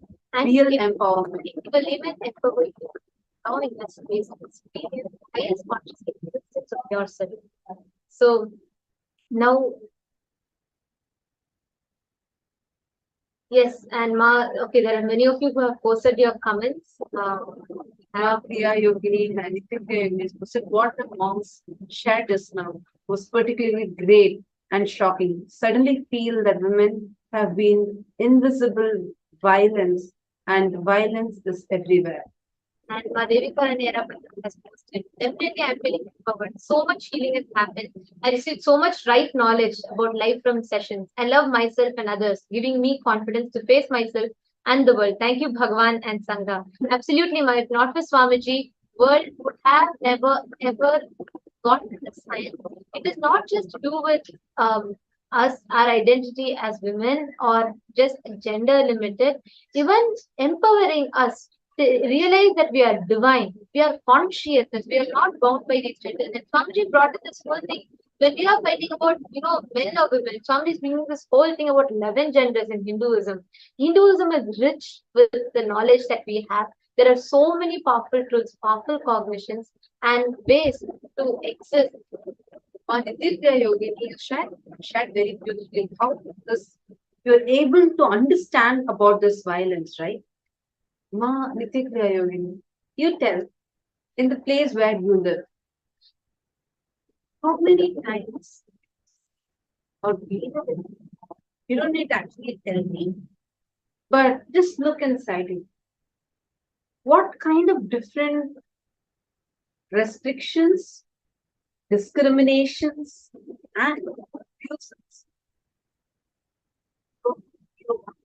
Your leader and yogis have been a victim of.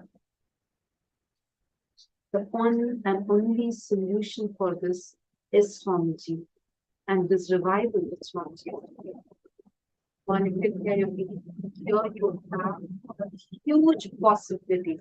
Today you can become a part of Maha Kailasa, be a part to really transform people's lives. You can be a part of saving many, many thousands of women's lives.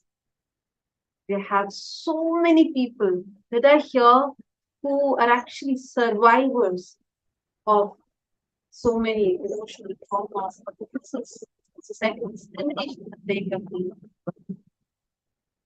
And this one only Swamiji who can help us, save us from this, and transform the entire society, the secular society. Now, all the YouTube viewers that are there with us, you all also can be a part of this. You can become part of this grand mission that Swamiji joined. If you really think you have to be, really there should be a difference. There has to be a change in this world and real women empowerment has to happen, then become part of that cause today. And take the step now. Every one of you that are here, you can put your intention beside to be a part of the and you all can sign up in the link. Just go check it. You all can go to sksjp.org/contribute and please sign up there. Please let us know your intention.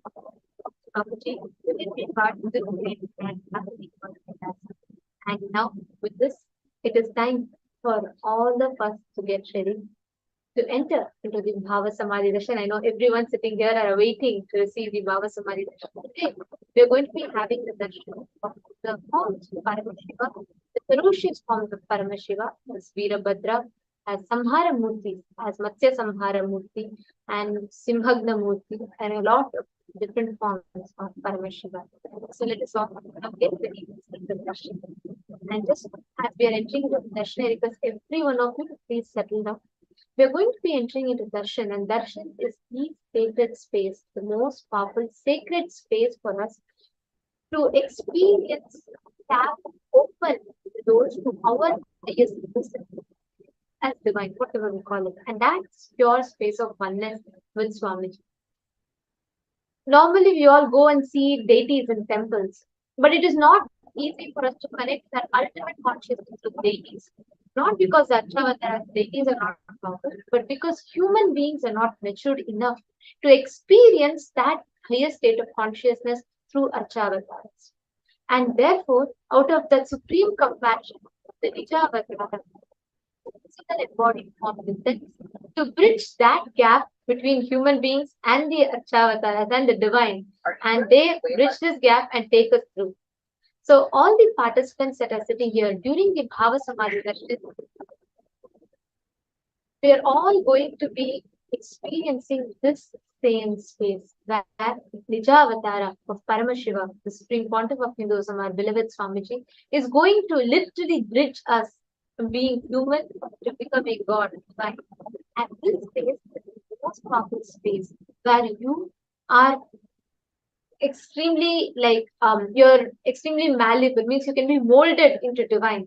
And in this space, whatever you set as your intention, that just becomes present inside you. Whether you want to manifest wealth, health, successful business, or enlightenment itself, whatever level of desire you have, this space is the most conducive space for you to manifest these desires. That process is what we call as Shaktini Pada, where the bridging of the gap between human to divine happens, and only an avatar can do that. Only in the presence of the avatar, you can sit thousands of miles apart, and the avatar can entangle you, and through the Shaktini Pada, lift you to the highest state of consciousness. Modern science is just starting to learn this, and it is understanding this as quantum tunneling, where beyond the parameters of time and space, the energy or the entanglement happens between two particles. This is what modern science is just beginning to understand. But Hinduism had mastered this, and this was in fact practiced ingrained into our traditions. And the Guru Shishya Sampradaya, the master disciple lineage, is founded on this core principle of entangling, feeling connection, Guru Bhakti. And it is through that umbilical cord connection that the master transmits the highest knowledge to the disciples. And every one of us that are sitting here, we are going to be experiencing this same space during the Bhava Samadhi Darshan. And all you need to do is just sit in this space. One is going to manifest. Avatar is going to manifest the different samhara murtis for all of us. And ferociously awaken the ferociousness in us so that we can experience the real empowerment in us, and so that we can experience that real powerfulness to have the ability to break from any kind of impossibilities or fear of failures that we might have been facing in the past. Understand today is very, very, very powerful darshan. Now let us all get ready for the darshan. Please sit their head, take its spine in a straight line.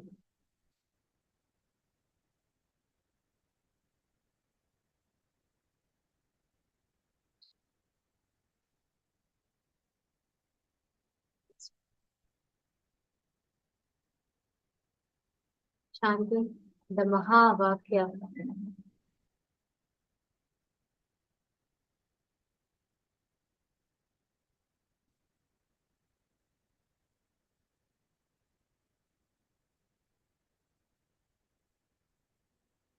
Meditate on the form of Swamiji in your Ananda Ganga, connecting with the Nijavatara, the living embodied form. Sit as Paramashiva. Inhale and exhale. Nithyananda Paramashivoham. Visualize, meditate, connect with him. He's a living Nithyananda being. Paramashivoham. Remember, you are Oh, Salokya means you are found in this form. Paramashivoham. I am initiating Salokya Mukti.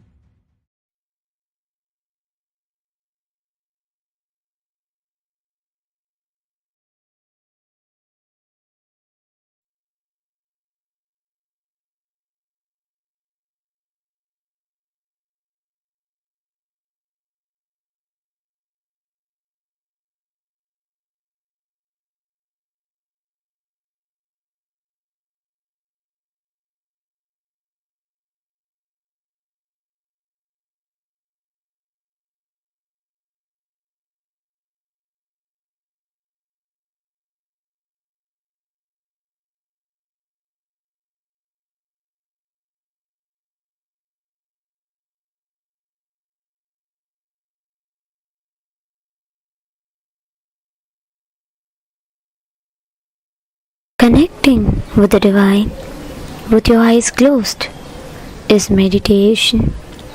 Connecting with the divine with your eyes open is darshan. Come, let us all now move from meditation to darshan. Slowly, very slowly, please open your eyes.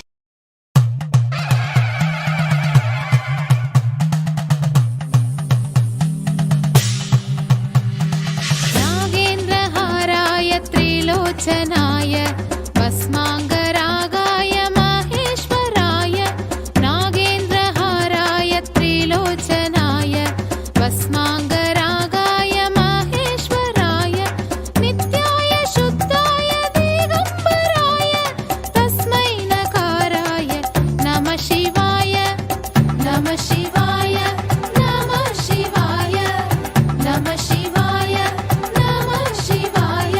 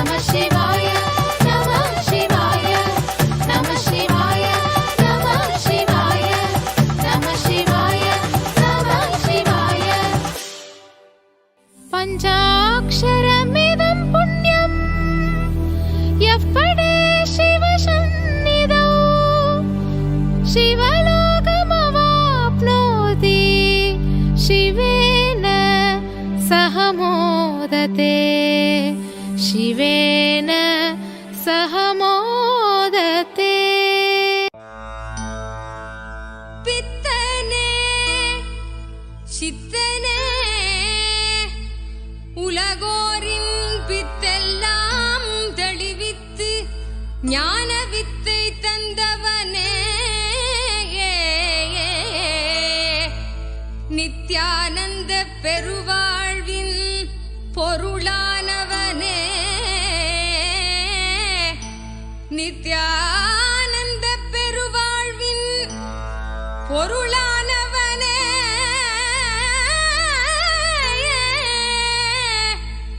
தியானக்கரம் நீட்டி எம்மை ஆண்டு கொண்டவனே அருள் தருவாய் நித்யானந்தனே.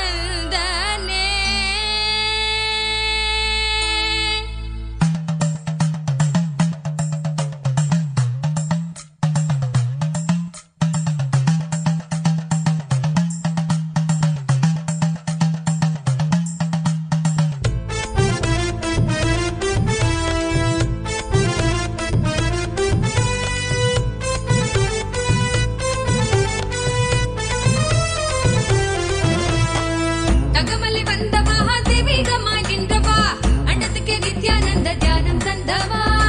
தங்கமலை வந்த மகாதேவிகமாய் நின்றவா அண்டத்துக்கு நித்யானந்த தியானம் தந்தவா. கட்டி தரும் நித்யானந்தன் தியானம் தன்னை செய்தாலது பக்தியோடும் ஸ்ரத்தையோடும் நித்யா உன்னை பூஜிப்பது. பல நாள் தவமோ பலனாய் நித்யானந்தன் ரூபம் இன்று இறையே குருவின் உருவில் வையம் காக்கும் எண்ணம் கொண்டு தங்கமலை வந்த மகாதேவிகமாய் நின்றவா அண்டத்துக்கு நித்யானந்த தியானம் தந்தவா. தங்கமலை வந்த மகாதேவிகமாய் நின்றவா அண்டத்துக்கு நித்யானந்த தியானம் தந்தவா.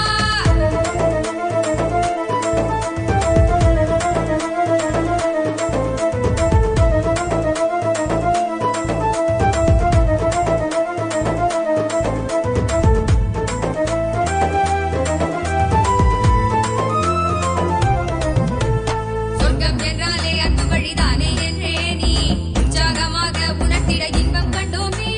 சொர்க்கம் என்றாலே அன்பு வழிதானே என்றே நீ உற்சாகமாக உணர்த்திட இன்பம் கண்டோமே. உள்ளமது சொர்க்கம் அதை அண்ட தன்னில் தான் தேடுது உள்ளுரையும் ஆனந்தத்தின் எல்லை வீர உண்டாகுது. நாடும் மடியாரை நித்திய தியானம் தன்னை தந்து இங்கு தேடும் சுக வாழ்வை தர நித்யானந்தன் ரூபம் கொண்டு தகமலை வந்த மகாதேவிகமாய் நின்றவா அண்டத்துக்கு நித்யானந்த தியானம் தந்தவா. தகமலை வந்த மகாதேவிகமாய் நின்றவா அண்டத்துக்கு நித்யானந்த தியானம் தந்தவா.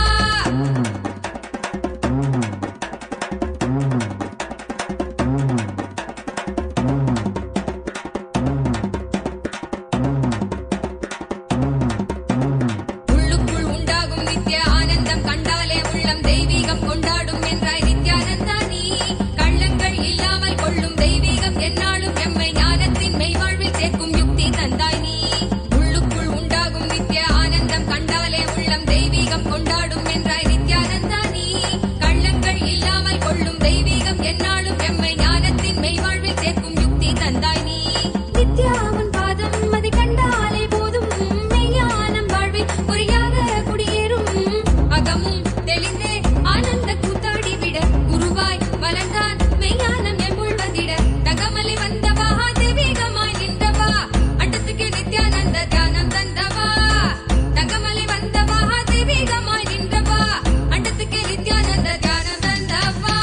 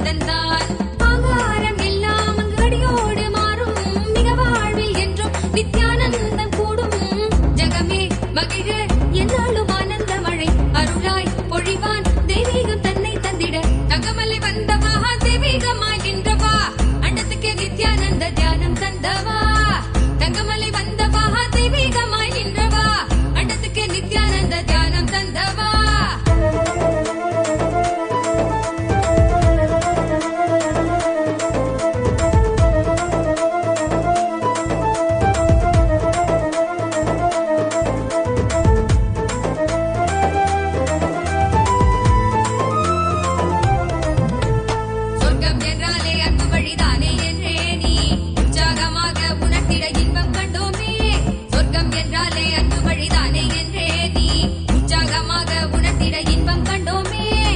உள்ளமது சொர்க்கம் அதை அண்ட தன்னில் தான் தேடுது. உள்ளுரையும் ஆனந்தத்தின் எல்லை வீர உண்டாகுது. ஆடும் மடியாரை நித்திய தியானம் தன்னை தந்து இங்கு தேடும் சுக வாழ்வை தர நித்யானந்தன் ரூபம் கொண்டு தகமலை வந்தவா தெய்வீகமாய் நின்றவா அண்டத்துக்கு நித்யானந்த தியானம் தந்தவா.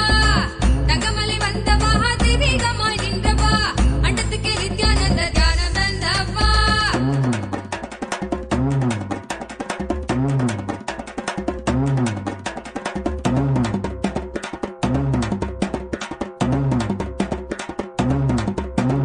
உள்ளுக்குள் உண்டாகும் நித்ய ஆனந்தம் கண்டாலே உள்ளம் தெய்வீகம் கொண்டாடும் என்றாய் நித்யானந்தா நீ. கள்ளங்கள் இல்லாமல் கொள்ளும் தெய்வீகம் எந்நாளும் எம்மை ஞானத்தின் மெய்வாழ்வில் சேர்க்கும் யுக்தி தந்தாய் நீ. உள்ளுக்குள் உண்டாகும் நித்ய ஆனந்தம் கண்டாலே உள்ளம் தெய்வீகம் கொண்டாடும் என்றாய் நித்யானந்தா நீ. கள்ளங்கள் இல்லாமல் கொள்ளும் தெய்வீகம் எந்நாளும் எம்மை ஞானத்தின் மெய்வாழ்வில் சேர்க்கும் யுக்தி தந்தாய் நீ. நித்யாவன் பாதம் அதை கண்டாலே போதும் மெய்ஞானம் வாழ்வில் குறியாக குடியேறும். அகமும் தெளிந்தே ஆனந்த கூத்தாடிவிட குருவாய் வளர்ந்தான் மெய்ஞானம் எம்புள் வந்திட. தகமலை வந்தவா தெய்வீகமாய் நின்றவா அண்டத்துக்கு நித்யானந்த தியானம் தந்தவா. தகமலை வந்தவா தெய்வீகமாய் நின்றவா அண்டத்துக்கு நித்யானந்த தியானம் தந்தவா. தகமலை வந்தவா தெய்வீகமாய் நின்றவா அண்டத்துக்கு நித்யானந்த தியானம் தந்தவா. தங்கமலை வந்தவா தெய்வீகமாய் நின்றவா அண்டத்துக்கு நித்யானந்த தியானம் தந்தவா. கட்டி தரும் நித்யானந்தன் தியானம் தன்னை செய்தாலது பக்தியோடும் ஸ்ரத்தையோடும் நித்யா உன்னை பூஜிப்பது. பல நாள் தவமோ பல நாள் நித்யானந்தன் ரூபம் இன்று இறையே குருவின் உருவில் வையம் காக்கும் எண்ணம் கொண்டு தகமலை வந்தவா தெய்வீகமாய் நின்றவா அண்டத்துக்கு நித்யானந்த தியானம் தந்தவா. அண்டத்துக்கு நித்யானந்த தியானம் தந்தவா. அண்டத்துக்கு நித்யானந்த தியானம் தந்தவா. அண்டத்துக்கு நித்யானந்த தியானம் தந்தவா.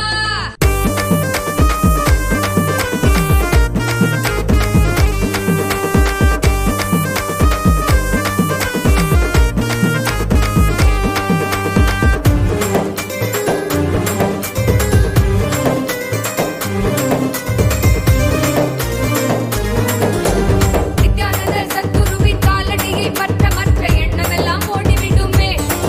மனம் கொண்ட எண்ணமோட குரு நித்யனப்பன் சக்தி அது வாழ்வில் பெறுமே மறருமே. அப்பன் தந்த தியானமெல்லாம் சித்தோ செய்ய சித்தோ சுத்தம் கொண்டிடும் நித்யா அந்த சக்தி சுத்தி கொண்ட சித்தோ தன்னில் ஏறிடும் பின்னே. ஆத்ம ஞானம் கூடுமே வாழ்வே நித்யானந்தமாகுமே. ஆத்ம ஞானம் கூடுமே வாழ்வே நித்யானந்தமாகுமே. நித்யானந்தர் சத்குருவின் காலடியை பற்ற மற்ற எண்ணமெல்லாம் ஓடிவிடுமே. மனம் கொண்ட எண்ணமோட குரு நித்யனவன் சக்தி அது வாழ்வில் பெறுமே மறருமே.